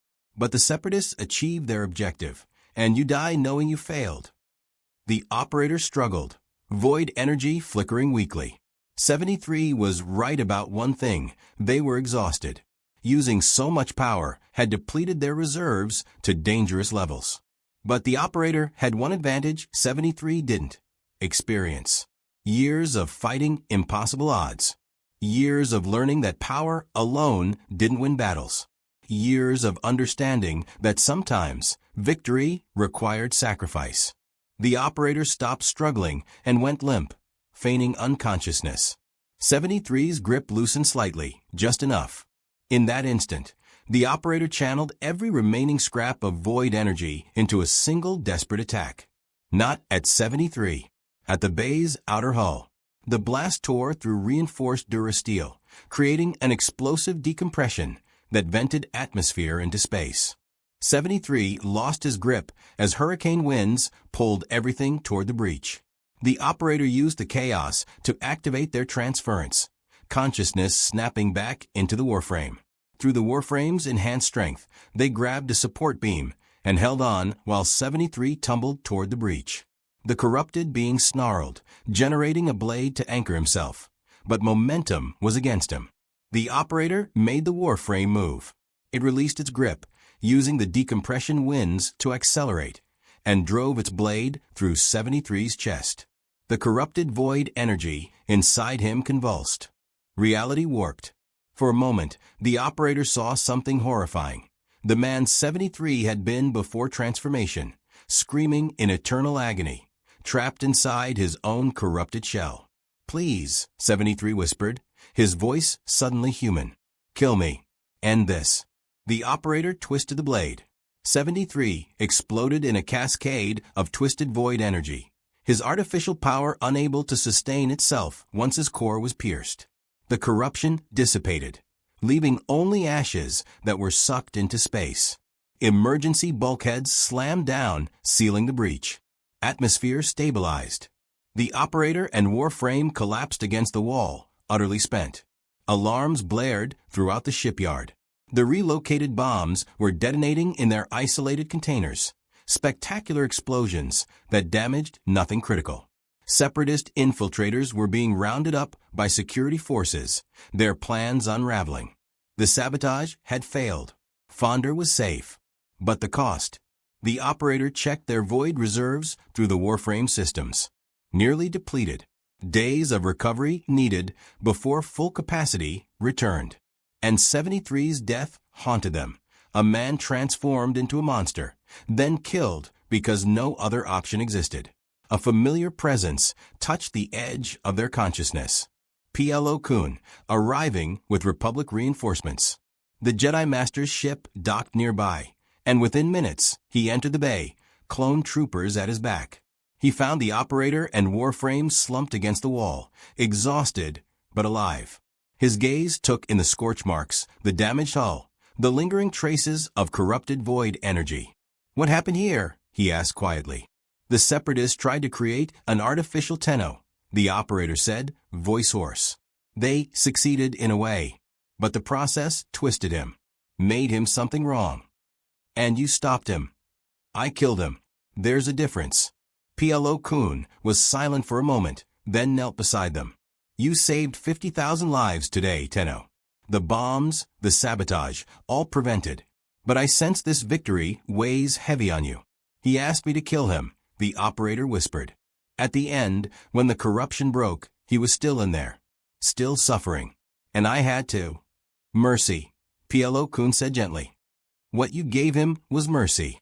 The Force shows me his spirit is finally at peace." He placed a hand on the operator's shoulder. "Being a warrior means making impossible choices. You chose to end his suffering rather than let him exist in eternal torment. That takes courage." The operator looked up at the Jedi Master, seeing genuine compassion in his posture. "Does it ever get easier?" "The killing?" "No. And if it did, I would worry about what we'd become." PLO Kun stood, offering his hand. "But we endure because others need us. Because balance requires warriors willing to stand between innocents and those who would harm them. You understand that better than most." The operator took his hand and stood, the Warframe rising beside them. "The Separatists won't stop. Dooku will keep coming. Then we'll keep fighting. But not alone." PLO Kun gestured toward his ship. "Come. Rest. Recover. And when you're ready, we'll discuss what comes next." As they walked toward the Jedi ship, the operator felt something shift inside. They'd come to this galaxy alone, lost, trying to survive. But slowly, they were finding purpose, finding allies, finding a reason to fight beyond simple survival. The galaxy needed balance. The Force needed warriors who could operate between light and dark. And the Tenno, even one Tenno far from home, could still make a difference. Behind them, Republic engineers were already repairing the damaged bay. Workers returned to their posts, grateful for lives they didn't know had been saved. And in the shadows, Separatist agents fled in defeat, carrying news back to Dooku that his trap had failed. The war between Republic and Separatists continued. But now, it had a new variable, a factor that neither side fully understood, that couldn't be controlled or predicted. The Tenno had entered the Clone Wars, and the galaxy would never be the same. 6 weeks after Fonder, the operator found themselves on Coruscant for the first time. The capital world of the Galactic Republic was a planet-wide city, endless towers stretching into the clouds, billions of beings moving through its arteries, like blood through a living organism. From orbit, it looked almost beautiful. Lights glittering against darkness, organized chaos on an incomprehensible scale. But from a surface, the operator could see the cracks, lower levels where sunlight never reached, poverty hidden beneath opulence, corruption wearing the mask of democracy. It reminded them of the Corpus homeworld in some ways. Wealth built on the backs of the desperate, power concentrated in the hands of the few. Plo Koon had invited them to the Jedi Temple, ostensibly to discuss intelligence, sharing, and future cooperation. But the operator suspected the true purpose was introduction. The Council wanted to meet the Tenno, who'd been disrupting Separatist operations and rejecting all attempts at recruitment. The temple stood at the galaxy's heart, a structure of ancient stone and modern technology, radiating force energy like a beacon. Clone troopers guarded its entrance, but they stepped aside as Plo Koon led the operator and Warframe through towering doors. Inside was serenity made manifest. Sunlight filtered through high windows, illuminating halls where Jedi walked in meditation and younglings practiced lightsaber forms. The Force flowed through everything, calm and purposeful, fundamentally different from the chaotic energies of the Origin system. The Warframe drew stares, but the Jedi were disciplined enough not to gawk openly. Still, the operator felt their attention like physical pressure, curiosity, caution, and in some cases, fear of the wound their presence created in the Force. "The Council is waiting," Plo Koon said, guiding them to a turbolift that ascended toward the temple's highest spire. "Master Yoda is particularly interested in meeting you. He is difficult to explain. You'll understand when you meet him." The council chamber was circular, with seats arranged in a ring around a central platform. 12 Jedi Masters occupied those seats, some human, others alien species the operator didn't recognize. At the center, his presence disproportionate to his small stature, sat Grand Master Yoda. The ancient being regarded the operator with eyes that held centuries of wisdom and sorrow. When he spoke, his voice was rough but gentle, grammatically inverted in a way that somehow added weight to his words. "Welcome, Tenno you are. Long have I sensed your presence, a disturbance in the Force unlike any other." Yoda tapped his Jimmer stick against the floor. "Speak, we shall, of what you are and why the Force itself recoils from your power." The operator stepped forward, the Warframe remaining near the entrance. They met Yoda's gaze without flinching. "I'm a warrior from beyond this galaxy. My power comes from the void, a dimension between dimensions. I didn't choose to come here. A malfunction in my ship's navigation threw me across dimensional boundaries." "And yet, remain you have," Yoda observed. "Fought against the Separatists, saved innocents, made enemies of those who would use your power for conquest." His ears twitched. Why? Simple it would be, to hide, to seek only a path home. Because that's what the Tenno do. The operator's voice carried conviction born from years of service. "We maintain balance. We protect those who can't protect themselves. The galaxy I come from has its wars, its factions, its suffering. This one is no different. If I can help, I will." Mace Windu, his dark features stern, leaned forward. "The Jedi Order exists to serve the Force and maintain peace. Your power creates wounds in the Force, disruptions that take days to heal. How can you maintain balance when your very existence disrupts it?" "I'm learning to control it," the operator said, "to minimize the disturbance. Master Plo has been teaching me meditation techniques that help harmonize void energy with the Force. It's not perfect, but it's improving." "Dangerous this is," Yoda said, though his tone wasn't hostile. The void, neither light nor dark it is. Outside the force entirely. A power that should not exist in our galaxy, yet here it is. He studied the operator intently. But evil you are not. Darkness, I sense not in your heart. Confusion, yes. Loneliness, certainly. But malice? No. Ki-Adi-Mundi, his elongated skull, betraying his Saurian heritage, spoke next. Count Dooku has placed a 2 million credit bounty on your head. The Separatist leadership considers you a primary threat. If you align with the Republic, they will escalate their efforts to eliminate you. I'm not aligning with the Republic, the operator said firmly. I work with Master PLO because he's earned my trust. I'll share information about Separatist activities because innocents deserve protection. But I won't become a Republic asset. I won't lead clone armies or take orders from your Senate. Silence fell over the council. Several masters exchanged glances, some approving, others concerned. Obi-Wan Kenobi, who the operator recognized from intelligence briefings, stroked his beard thoughtfully. An independent operator with considerable power, answering to no authority. Forgive my bluntness, but that's precisely the kind of variable that makes this war unpredictable. How do we know you won't switch sides if Dooku makes a better offer? Because I've already refused him, the operator said. Twice. Once on Raxus Prime, once after Hyperi. He offered resources, technology, even help returning home. I said no because I've seen what the Separatists do. The torture, the experimentation, the casual disregard for life. I don't serve governments or ideologies, I serve balance. And the Separatist alliance threatens that balance. As does the Republic in its own way, Shakti observed, her Togruta Montrals marking her as the same species as one of the children the operator had saved. We Jedi have become generals in a war we never wanted. The clones, sentient beings created solely to fight, exist because of Republic decisions. Are we not also disrupting balance? The question hung in the air, uncomfortable and honest. The operator appreciated her directness. You are, they admitted. The Republic is corrupt, inefficient, and uses slave soldiers. But it's still better than what Dooku offers. I'm not naive enough to think you're heroes, but you're not monsters either. You're doing the best you can in an impossible situation. Yoda's eyes crinkled with what might have been approval. Wisdom beyond your years, you show. See the shades of gray, you do, where others see only black and white. He stood, leaning on his stick. A proposal I have.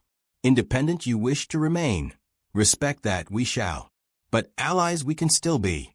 Information you share, assistance we provide when needed. No commands. No obligations beyond mutual respect. That's what Master PLO already offered, the operator said. Yes. But now, the full council's backing you have. Yoda gestured around the chamber. Dangerous times approach. Feel it in the Force, I do. Shadows gathering, plans within plans. The war, only the beginning it is. Something darker comes.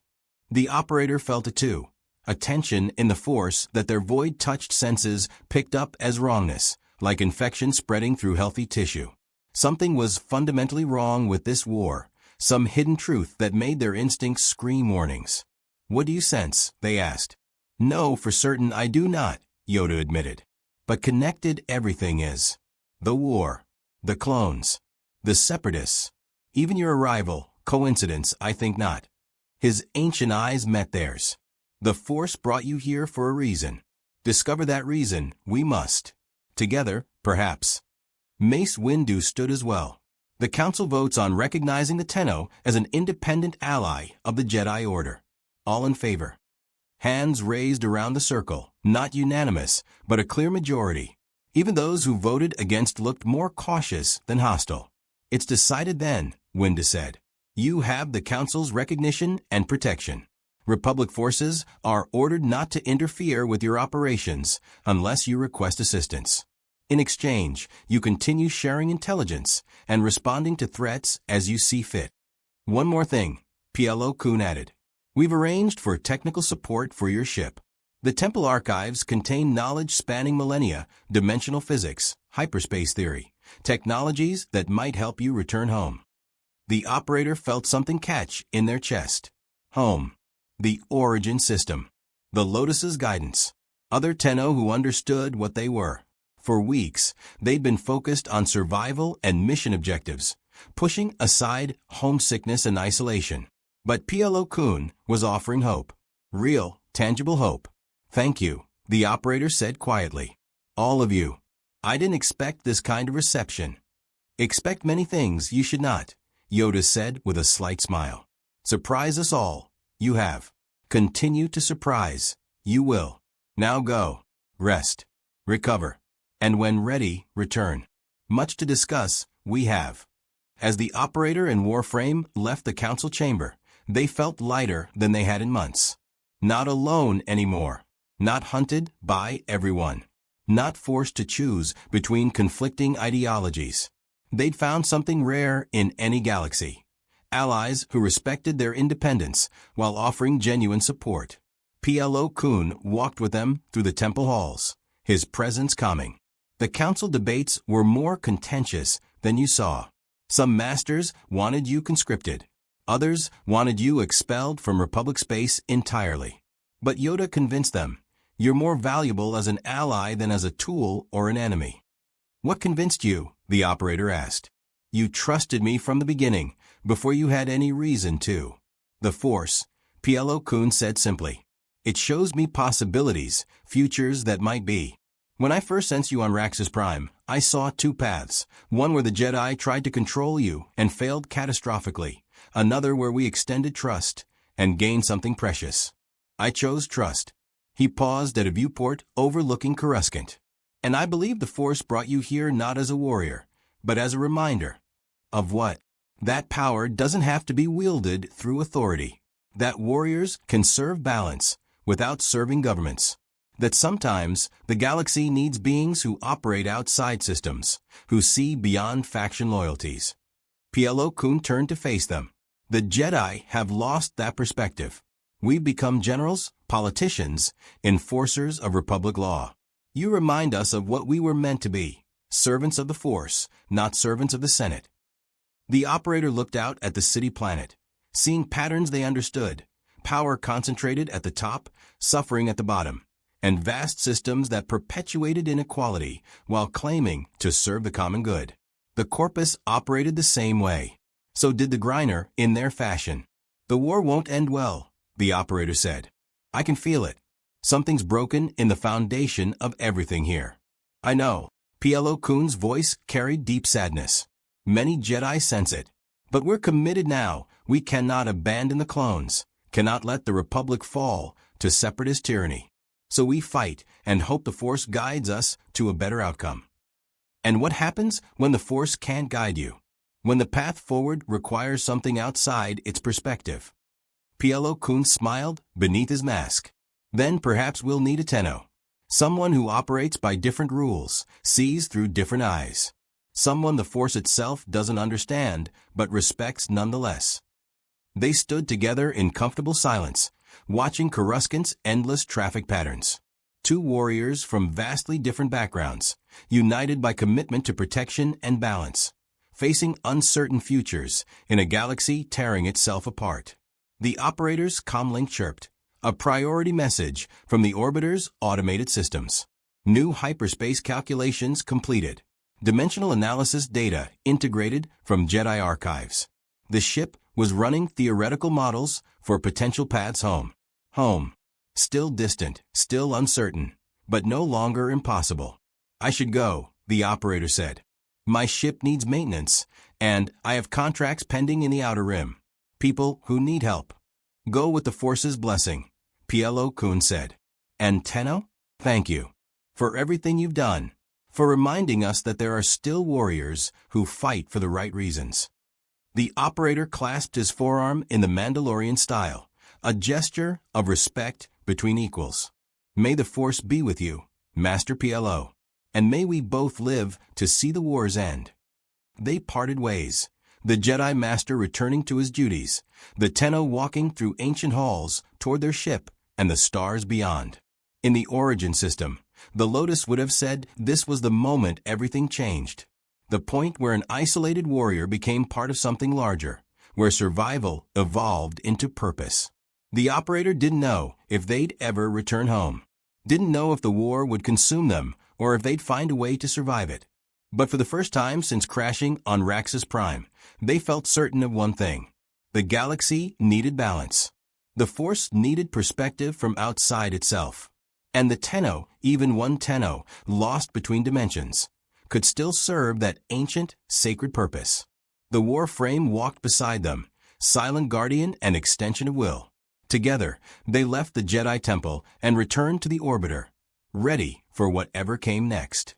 Above Coruscant, in a nondescript freighter holding position among thousands of others, a hooded figure watched the temple through high-powered optics.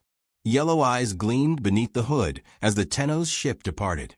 So, Darth Sidious murmured, "The Wanderer has found sanctuary with the Jedi." How unfortunate. His withered lips curved in a smile that promised suffering. But all plans can adapt. All tools can be turned, even those from beyond. He activated a holocommunicator. The image of Count Dooku appeared, kneeling. "My master, the Tenno has." "I am aware." Sidious's voice dripped with dark satisfaction. "Let them feel safe. Let them believe they've found allies and purpose. And when the time comes, when Order 66 activates and the Jedi burn." He leaned forward, ancient malice made manifest. "We shall see how well their new friend operates without the Force's guidance. We shall see if a Tenno can survive the Empire." The transmission ended, and Sidious stared into darkness, already weaving the Tenno into plans that had been decades in the making. The Clone Wars continued. The galaxy turned on its axis of conflict, and somewhere in the spaces between stars, the Force and the Void circled each other like wary dancers, neither understanding the other, both knowing that their intersection would reshape everything. The Tenno had entered the Star Wars galaxy, and nothing, not the Force, not the Sith, not destiny itself, would remain unchanged. The operator spent the following months becoming a ghost story whispered across the Outer Rim. The warrior who moved between factions without choosing sides, who protected the helpless and humbled the arrogant, who carried power from beyond reality itself.